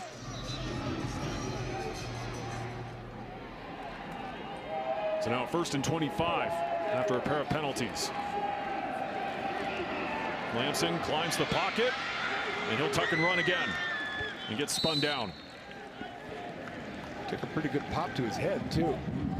You're going to see here on the replay, you can watch again, that pocket starts collapsing, he takes advantage. See, right here at the end, though, but yeah, I tell you, I like this kid. He's tough. He's a tough guy. Very, seems like a very savvy and smart quarterback. Got a lot of good stuff going on between the ears. And you can certainly see why he gained respect from his teammates very quickly after he arrived at Bozeman. No question.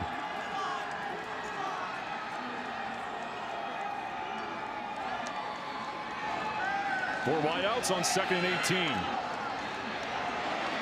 Jabez Woods able to escape. And inside the 40.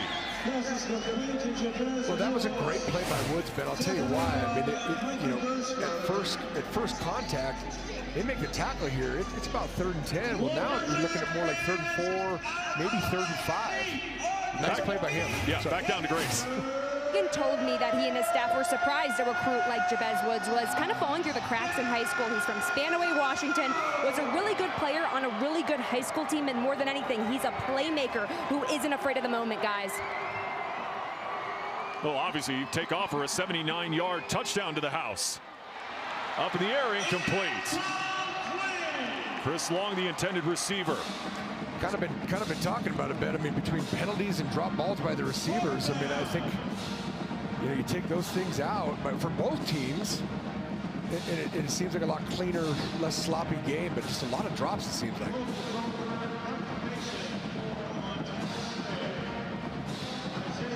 Jalen Wesley, good coverage there.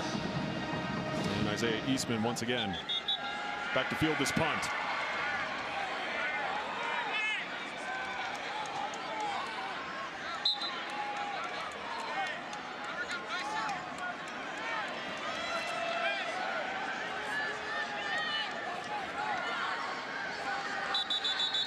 I was going to say, it's interesting the clock was running on an incomplete pass.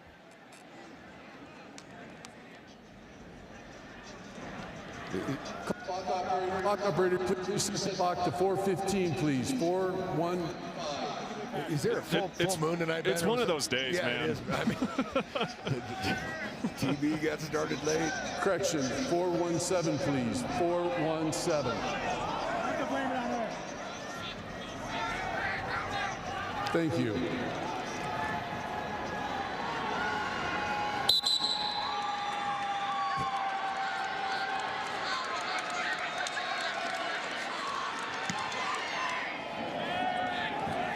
A wobble around the 20-yard line. Well, Justin Lamson not happy with that failed drive for the Montana State offense. Can NAU bounce back?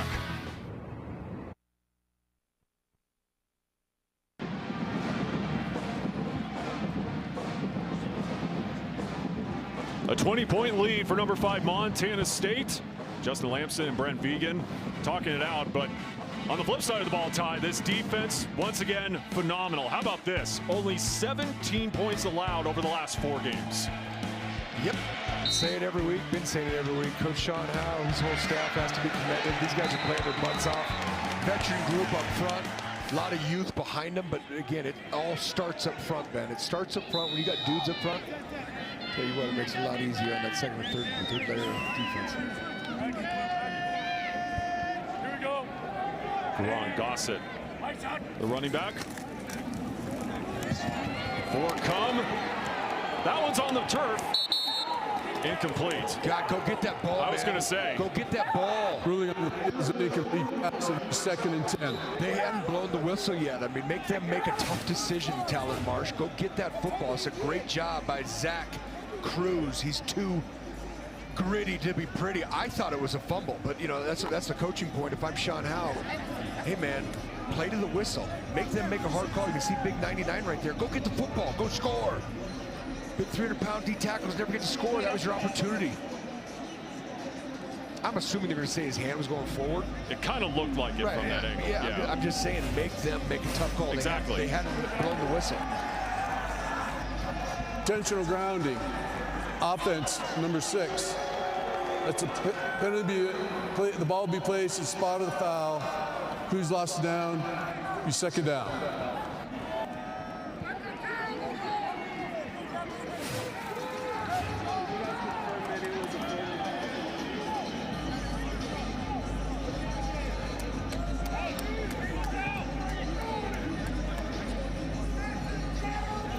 Your thoughts, Coach Gregorek? I think it's a great play by Cruz. You know, I always favor the defense. It did look like his hand was coming forward, but that being said, you know, again, go get the football. The referee's had enough on the plate tonight. Go make him make a really tough call. There's been some interesting calls, and not.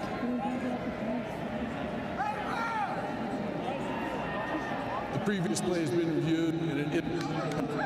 My bad. Okay. There you go. Okay. There we go. Let's go. Okay. A lot of work to be done for this Northern Arizona offense, who came into this one of the best in the Big Sky. Inside their own 5 on 2nd and 24. And great play by Coltrane Taylor right there, Ben. And now word from the Whitefish Credit Union. Montana's largest credit union offers Montanans the best way to save. Whitefish Credit Union certificates are available now. Well, I was going to say, that's a big reason why this NAU offense just hasn't been able to get anything going. That Montana State defense flying to the football. But this is what I'm talking about. Like, you know, you and I have been doing this now for 4 years together. Nolan Askelson, great player. Really enjoyed watching him. I love the kid. Kate, you know, O'Reilly, you know, last year, good player. I'm just saying they're starting to recruit different looking linebackers. You're long, lean, and can run. Really well. Stays upright. And we got another flag.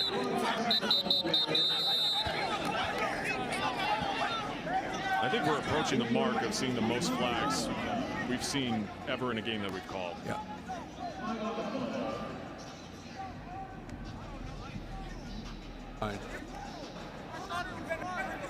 Oh, offense number 57.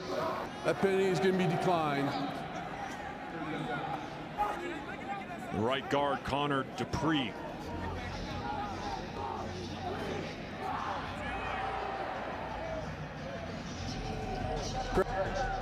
Fourth down.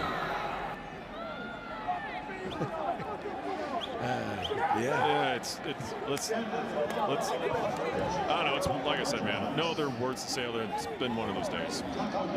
It is. 14 penalties later, and we still have 18 minutes of ball left, Ben. This might be a record. It'll be a record for us, guaranteed.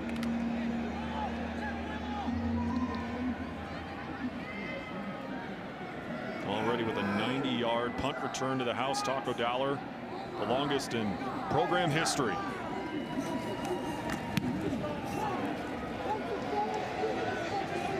And he'll let this fly out of bounds. As Justin Lamson will lead his troops back on the field as we wind down this third quarter. Solid day for QB1. 13 of 17, 213 yards through the air.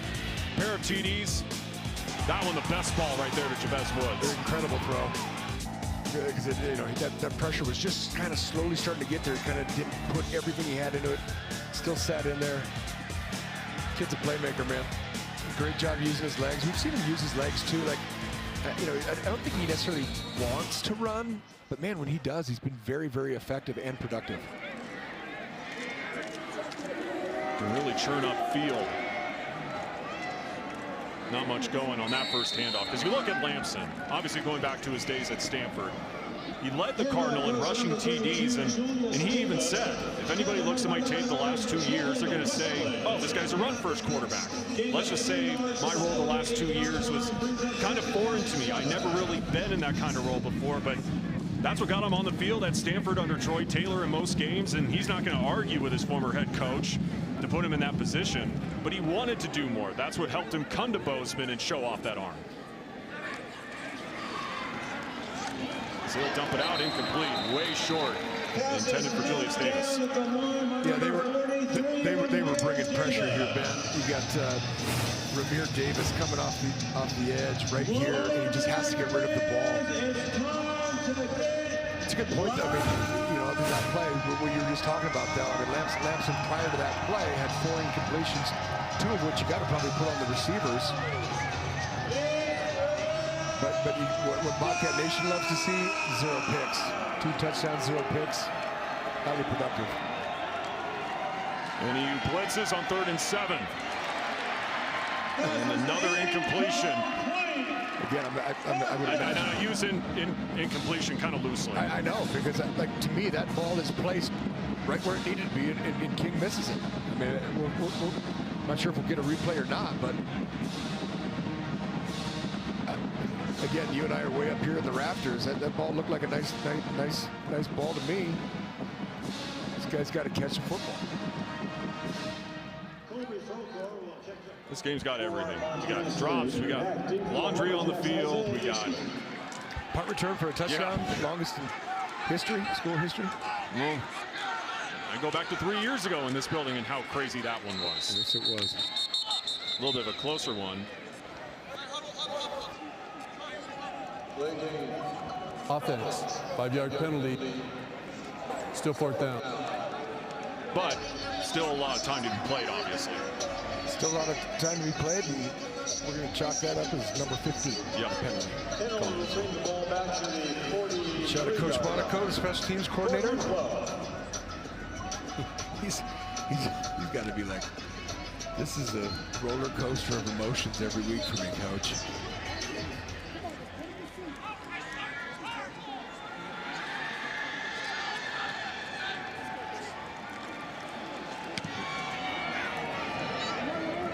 Big leg there from Froker. Eastman inside the 10, cuts back inside. High stepping and past the 20. Good run by him, getting something out of it. Nice special teams play there by Seth Brock to get the tap look in there. Seth Brock's making a name for himself on special teams.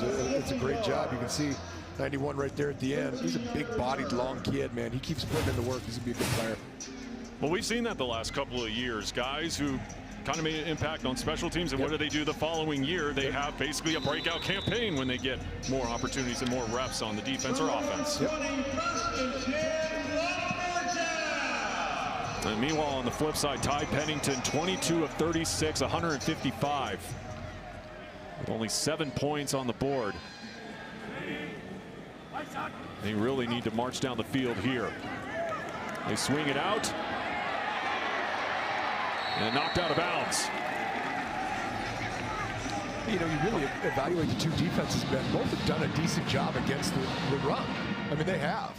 I don't know when you and I called a game where we're going into the 4th quarter and the Cats have just barely over 100 yards. KV Stone, by the way, the running back.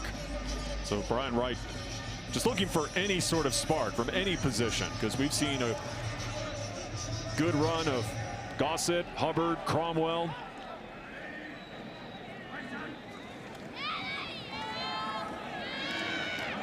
As Pennington pulls and runs. And he'll go down and move the sticks for a first down.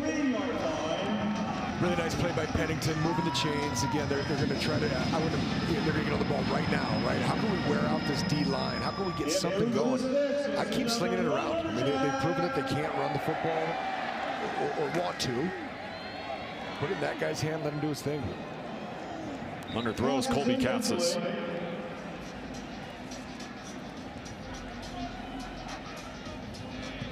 I've been a little upset with his former teammate as well at Pitt State. Yeah, there's a slew of Pitt State kids on this roster. Brought a bunch of the boys. Obviously including their head coach, Yep. A couple great campaigns in the D2 ranks.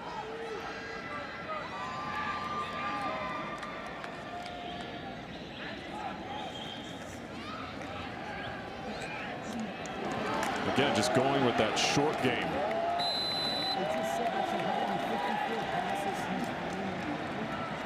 More numbers getting called. Hayden Doherty.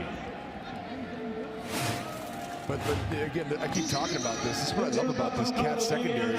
You can see a good shot of Seth Johnson there out of Frisco, Texas. They want to come pop you. You know, a lot of times with corners, it's tough to find great speed and length that also wants that contact. A lot of corners don't, especially the ones we get at this level at FCS. I love the mentality and that just attack, the attack mode that this secondary is in. And movement on the NAU line. Flag on the field.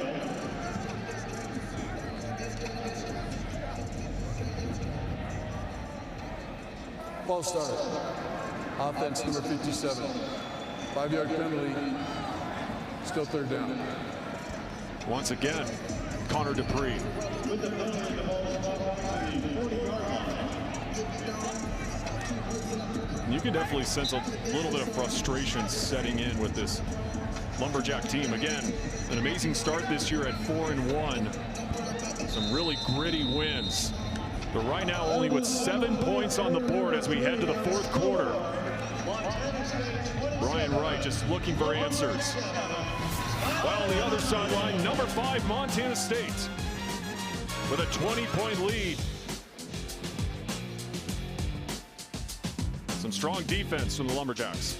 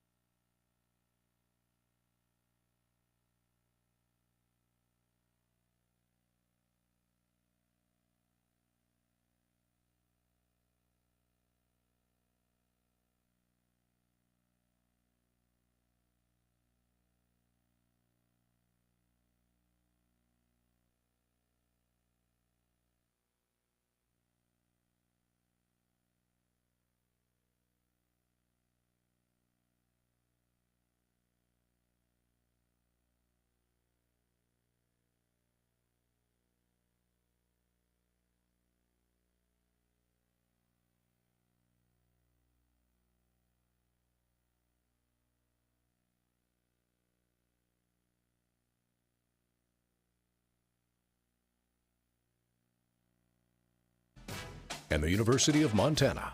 Build your skills the Montana way. Just a gorgeous sunset here in the northern part of the state. As we wind down the day, we wind down this top 15 matchup as well between Montana State and Northern Arizona. After the Brian Meredith interception, Bobcat offense back on the field. Adam Jones in motion. Julius Davis right through a couple defenders. And he burns down the sideline and out of bounds. Another strong run by Julius Davis. It was a great run, you know, Ben. And yeah, I was just thinking about it. This was kind of a proof game to me a little bit for NAU. You know, they took one on the chin against a very good Arizona State, and they ripped off 4 in a row. But Utah Tech, Southern Utah, Incarnate Word, Portland State, you know, little different looking outfits than the guys in. Well, mostly white today. The fit looks good to me, by the way. They look sharp. New set of downs. Back to Davis. Trying to find a window. Nothing there. Yeah, because you understand just the hype coming into this one for Northern Arizona, the momentum they had, 9 straight wins here in the walk-up Sky Dome, and in the top 15 in the FCS poll. Fans here in Flagstaff were hoping to see a big game, a big performance. Again, we still got a whole quarter to play, obviously. We've seen crazier things happen in this Big Sky Conference, but no question. But at the same time, I agree with you. This definitely was kind of a show us if you are the real deal kind of game. Yeah, exactly. You know, and you get a top 15 ranking, which I understood why from there. And again, lots of game to play. Lampson just leaves the defenders in the dust as he trots in for 6. But, however, this Houston, we got a problem if you're the Jacks, because this thing is getting out of hand. Great play by Lampson.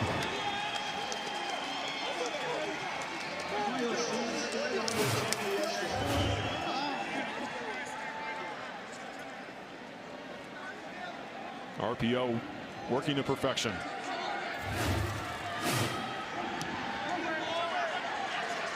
Lampson's 3rd TD rush of the season.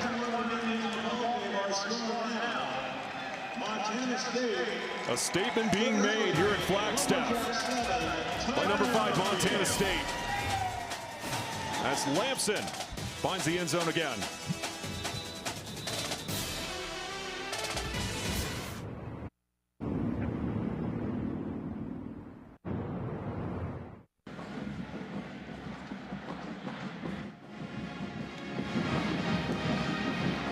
.34-7 on the road for number 5 Montana State. And another opportunity to take a look at the Marsh McLennan Agency Fan Zone. Again, I want to thank all of you for sending in your photos today. A lot of Bobcat faithful watching and sending in their photos. You got an NAU fan right there. Beautiful fall colors, obviously, right here. And obviously fans watching the game here at the walk-up Sky Dome. Yeah, it's such a beautiful area down here, man. It's fun just to walk around. I mean, our illustrious sideline reporter, Grace Lawrence, first time to Arizona. I'm like, listen, the rest of the state doesn't look like this.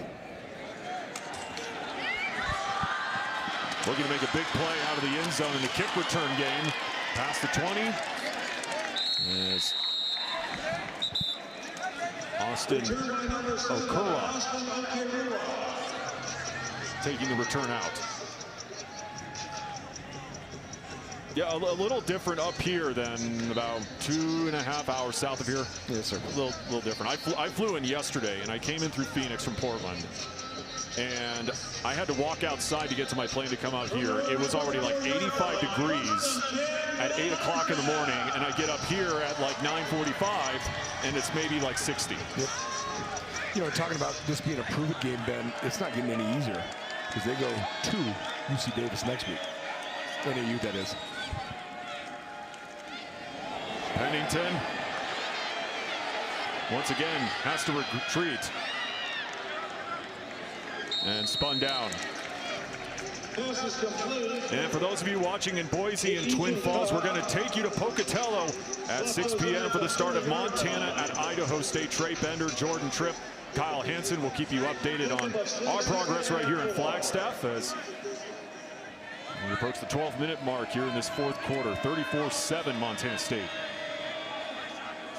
And for me, that's going to be a little bit of an interesting one in Pocatello coming up in a few minutes, because Montana obviously with a strong start, but kind of similar in Pocatello. Weird things can happen in that ICCU dome as well. Yeah, and you know, Cody Hawkins' outfit has proven that they can compete with you. You know, now can they go win that big game? But you know, they have been competitive in games. Yeah, of course, we'll have Cody Hawkins, that Bengals crew, next week when we go back up to Bozeman.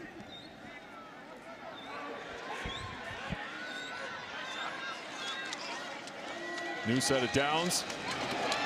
And a burst of speed by Cromwell, getting into the second level. Down to Grace Lawrence. Well, you guys were talking about how Hunter Parsons is such an impact player, a guy who's waited his turn. We had him on the Bobcat Insider this week, and he said he really learned from the All-Conference and All-American type players in front of him, like Daniel Hardy and Brody Grebe. And in waiting his turn, he learned how to work and how to go about his business, guys. That one incomplete on the comeback route. Yeah, I mean, we kind of highlighted it earlier on in this game.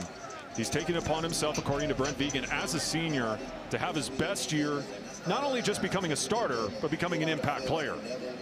Yep. He's doing a great job. It's cool to see. Again, I just in the modern age of football, man, with NIL and the transfer portal, it's just cool to see a guy stick it out and work and wait his turn. And he's waited his turn, and he's the dude now. He's playing very well. Going to the air on the slant. And that one complete, as we have another word from the Whitefish Credit Union. Montana's largest credit union offers Montanans the best way to save. Whitefish Credit Union certificates are available now. Ethan Clough making his second catch of the season.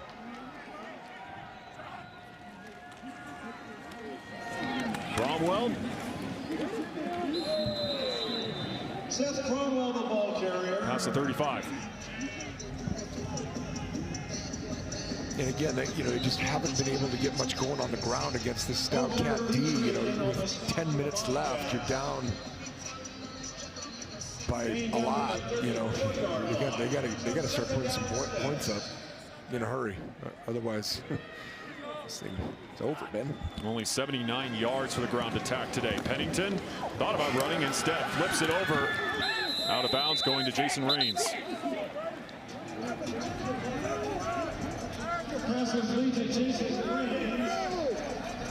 And basically all that was, I know it's going to count as a pass, but that's basically a run. Big old outside zone or a toss play. He just flipped it out there.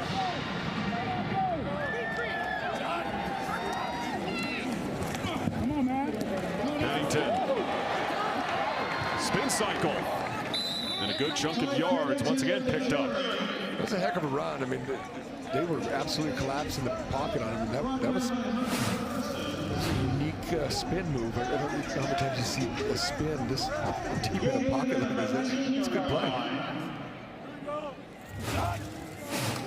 Again, low snap. Pennington keeps it himself. Slides down. The ball carrier slides forward to the 16-yard line. And getting into the red zone once again, Northern Arizona.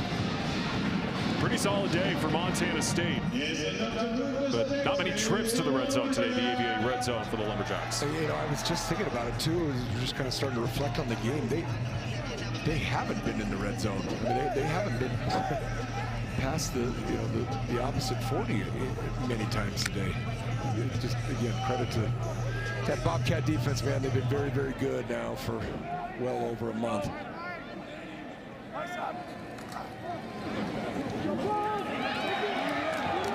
Just able to get rid of it. That one called a fumble. Really? I don't know if he's right. Somebody make a call. I mean, there is no foul.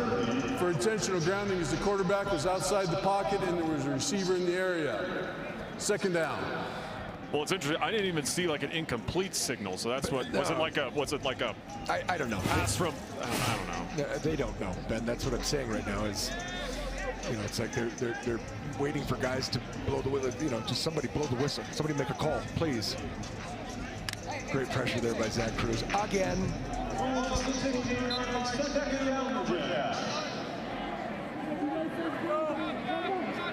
From the 16, second down. Looks left, Pennington lofts it, incomplete. Pennington is going to need an ice bath, a hot tub, all of it. He has been getting hit. There's just, it was a wall of white. Nowhere to go with it, just throw it away. Instead of taking the sack, good decision.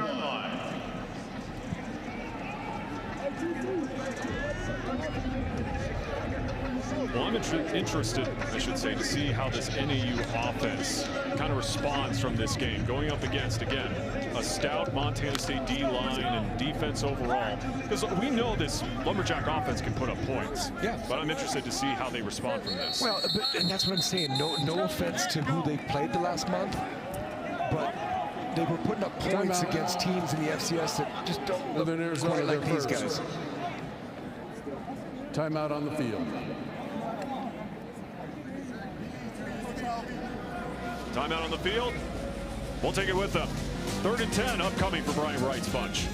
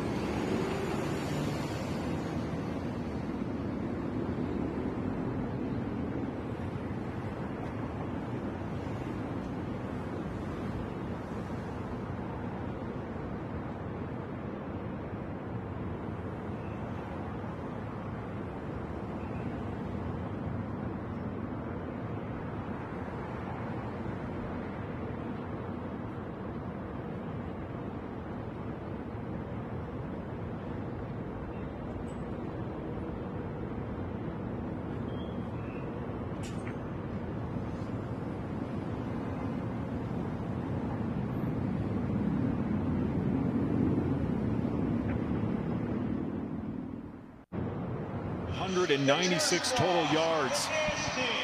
And the Lumberjack offense came into this one averaging 429 per game, which is the 3rd best mark in the Big Sky, but we're arguably the best defense in the Big Sky right now. Getting it done with a 34-7 lead. 3rd down and 10.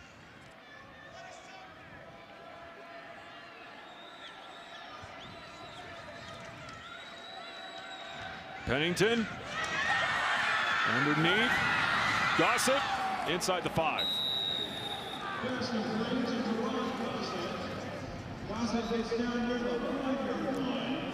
Well, they've got a good drive going. Again, I was kind of questioning some of it when they were running the ball. I mean, if they're serious about winning, then maybe it's just out of reach right now. But like you said, we've seen crazier things happen. UC Davis last year, obviously, we got a little funky at the end, but definitely are definitely looking to put 7 on here.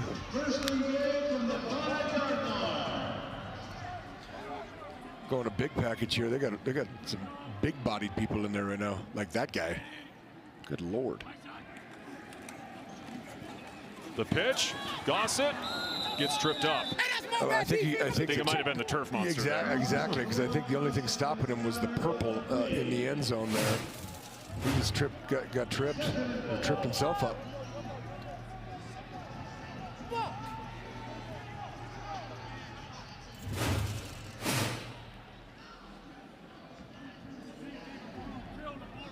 By the way, NAU has not reached the century mark yet in rushing yards, 93.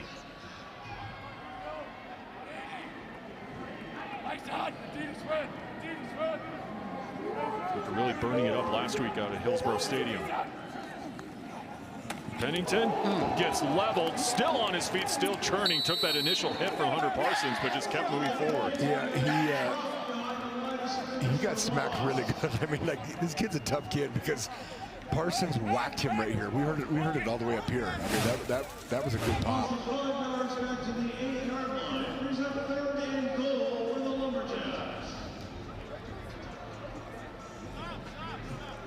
And finished off there by the Helena native, Big Talon Marsh.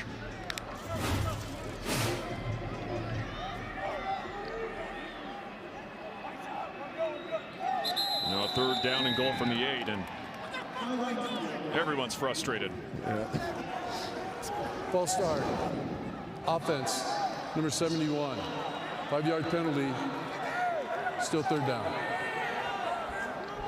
Stephen Akins. I mean, I'm only because I'm curious. I can't wait until it does say 0-0 to tally up the penalties today, because it's been gross. Well, it should be penalty number 18 for the game. Okay. If my math is correct. Further back on 3rd down and way further back on 4th down. Kenneth Iden with the sack. Just relentless. I mean, they like I've told you before. I mean, when you have the ability to rush 4 and not send those extra guys, man, is life good as a defensive coordinator. Big time play by Kenny Iden. The big fella Paul Brott was there to help him if he needed it, but he didn't need it. That was all him. Great game by this front. Great game by the entire defense, honestly.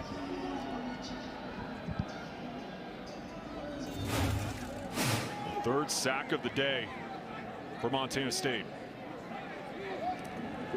From 38. Splitting the uprights.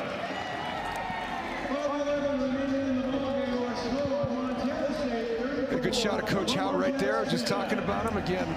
Been with Coach Vegan the whole time. One of the OGs. One of the only guys remaining from that original staff. He's done a heck of a job, man.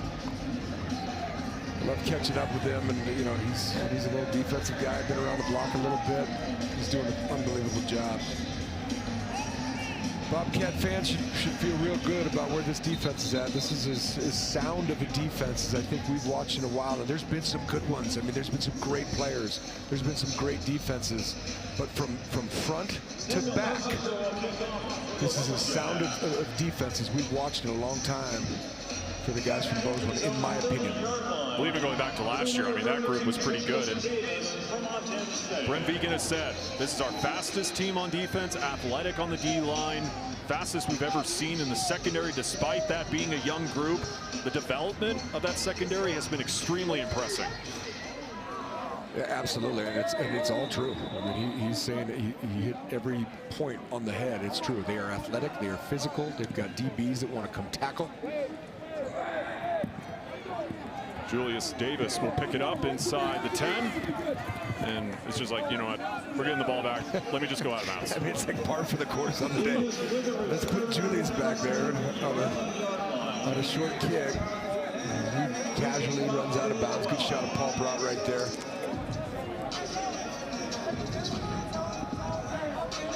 And taking a look around the Big Skies, we wind down this one.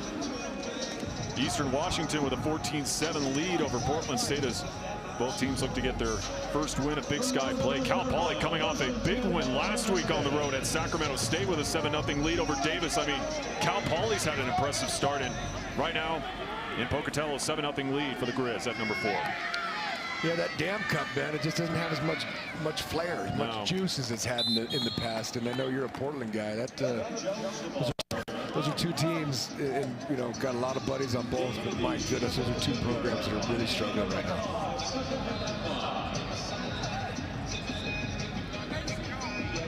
I mean, just talk about Eastern. I mean, again, someone from the Big Sky has got to be that one. Who's it going to be? I don't know. There's some good teams this year, but I mean, man, Eastern lost by 54. It's the worst they've ever lost to the Cats ever. On the fake, Patrick Duchesne now in a QB for Montana State. Keeps on churning. Here in the fourth quarter, once again, time to check in with this week's Williams Plumbing and Heating poll. Who is the best quarterback in the Big Sky Conference at this point of the season? Justin Lamson getting 67%. Kealihi Ayat not that far behind, as Justin Lamson is the winner. For today's poll question, of course, sponsored by Williams Plumbing and Heating. Visit willplum.com to register for a chance to win tickets to an upcoming Cats or Grizz game. I tell you, getting to watch the Grizz, and of course I'll always follow him. But Ayat's really coming into his own, man. He really has. He was growing up a lot.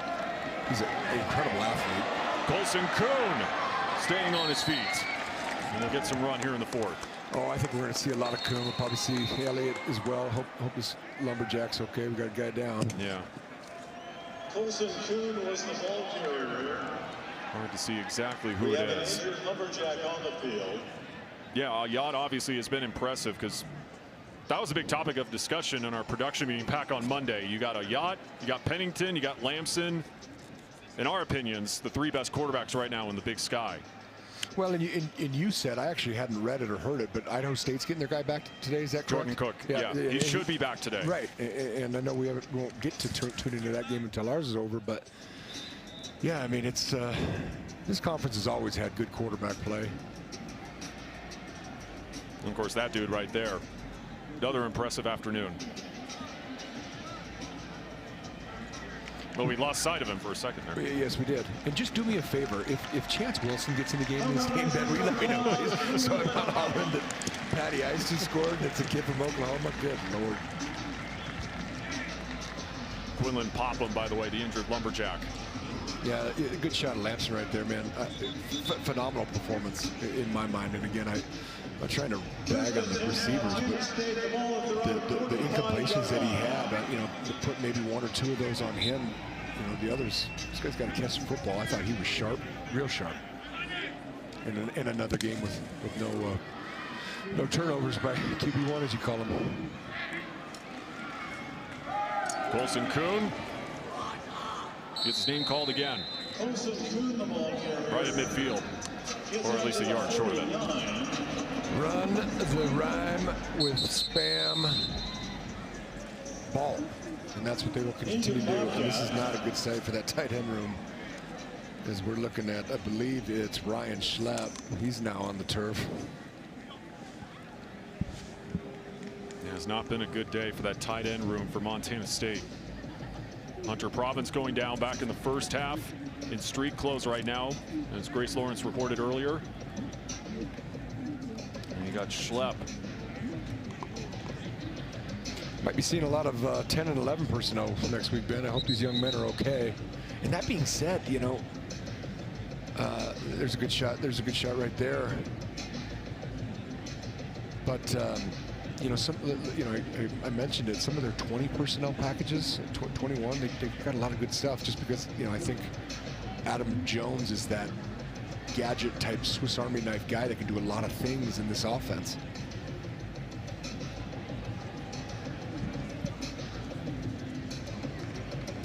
Schlepp will get up on his feet. By the way, 21-7 now for Eastern Washington in the Dam Cup. The Dam Cup, Ben. And now knotted up at 7 in Pocatello. I know you'll definitely be tuning into that on your guys' flight back to Bozeman. Yeah, I will. Second down 6, I'll just be chilling in my hotel room, enjoying Flagstaff for another night. You got to go.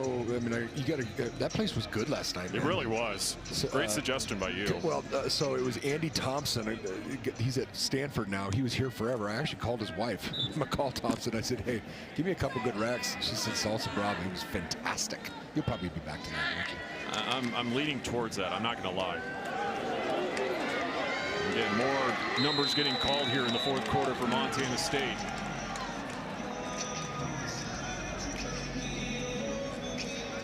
Yep, you're starting to see. Yeah, we got to dig into the roster now here in the fourth. Well, you're starting to see some new faces, obviously. You know, that's Lubens Valkin out of Auburn, Washington. You know, again, it's always fascinating because you can only bring, you know, so many players on the road. I'm glad they brought that fourth tight end because they need him.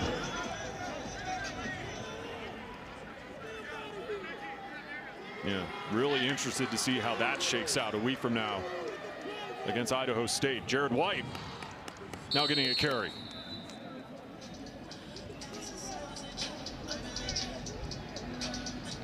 Interesting day, Ben. I mean, you know, there's going to be some fans. I mean, again, the standard's been reset. The bar is so high now that, you know, this fan base looks for perfection. That was a dominant performance. You know, was it sloppy at times? Yes. It's just kind of been a weird day, but they're winning on the road against the number 13 team in the country by 24 points. 2-minute timeout here at the Walk-Up Sky Dome. Brent Vigen and the Bobcats on their way to a 2-0 start in Big Sky play.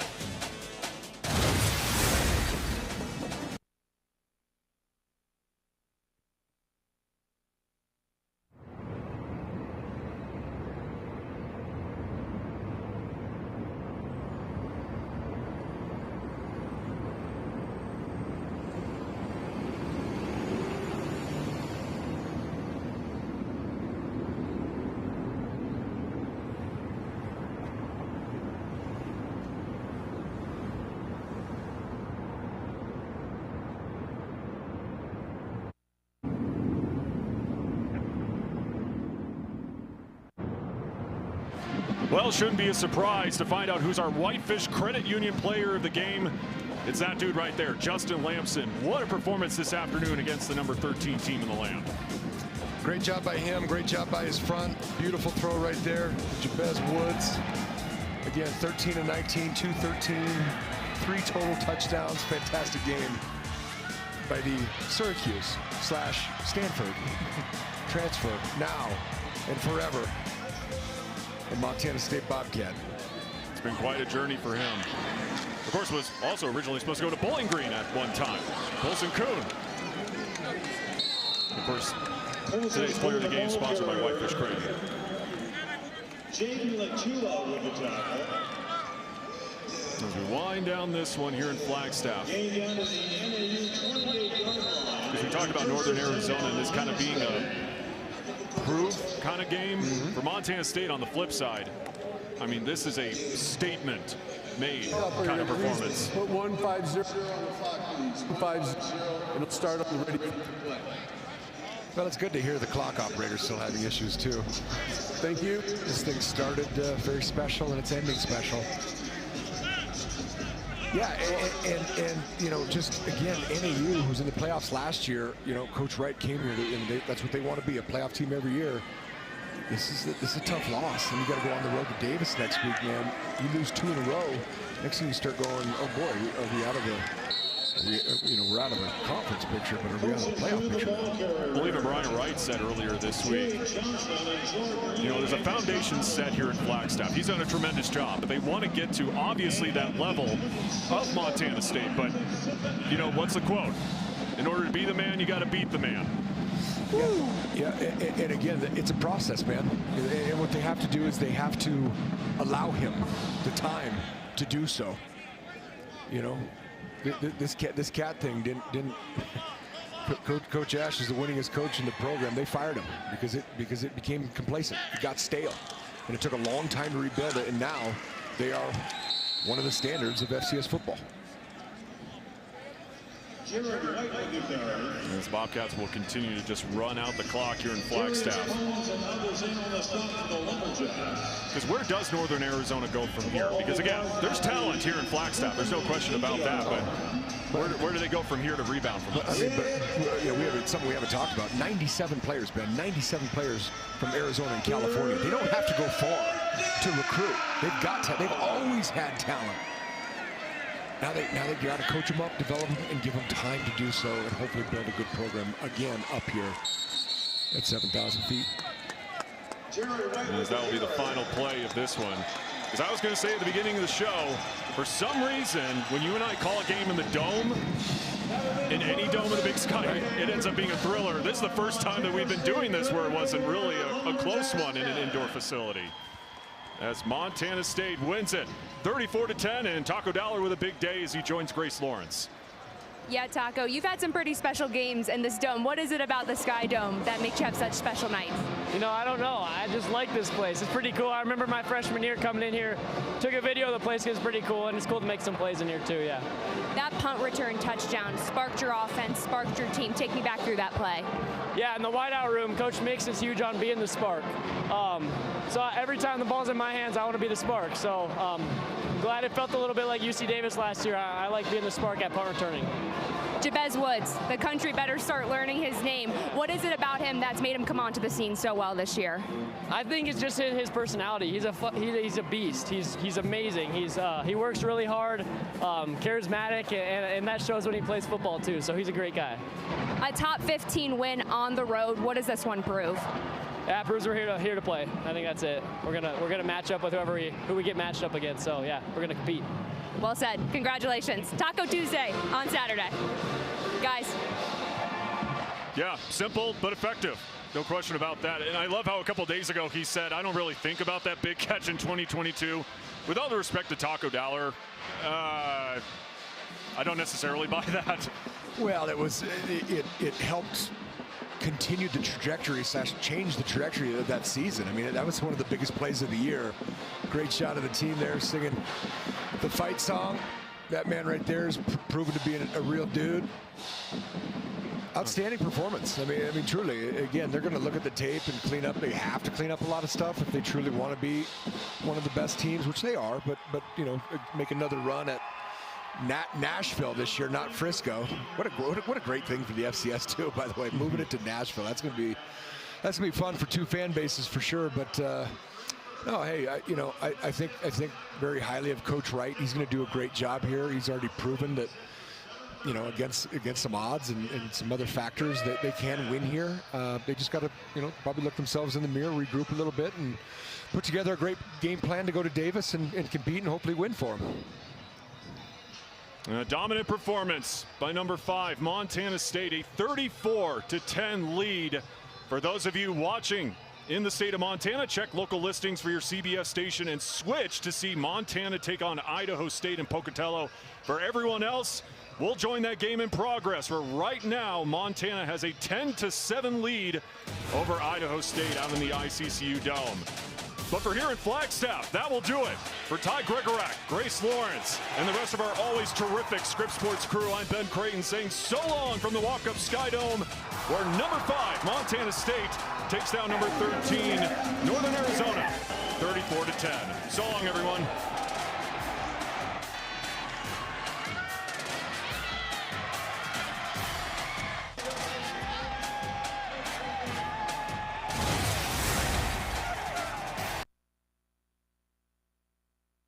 A high-stakes heavyweight fight is set to unfold. The Bengals arrive for an air raid, eager to attack the edges and arc the deep ball into the autumn sky. They'll push pace, press and play with fearless. But Montana State's defense is built on bruises and bad intentions, disguised looks, downhill pursuit, and a secondary stalks the football like it's theirs by right. Idaho State may float it, but the Bobcats plan to finish it. The crowd roaring, stakes rising, and every snap soaked in significance. Big Sky action is next on Scripps Saturday Showdown.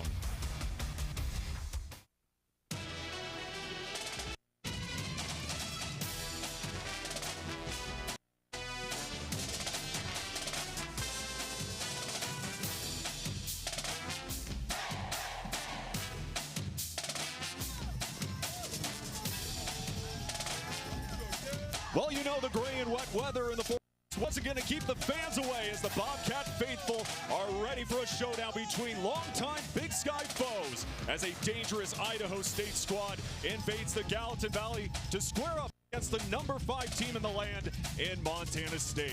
Welcome to Bozeman, everyone. Ben Creighton, the former DC, Ty Gregorak, Grace Lawrence also coming up in just a bit.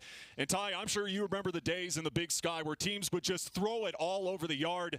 We see a blast from the past today with 2 dynamic quarterbacks and some tall drinks of water at wideout. Yeah, it's going to be one of those maybe old school Big Sky type games, man. I mean, you look at Justin Lamson right here.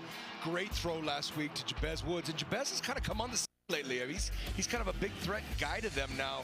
I like the way Lamson's playing, though, buddy. I mean, he is 3 right now in the FCS in completion percentage. He's been very sharp with the ball. No turnovers in the last few weeks. I like the way this young man's playing, man. Yeah, 72% completion percentage on a wide variety of throws. But if you want to talk about slinging it, Jordan Cook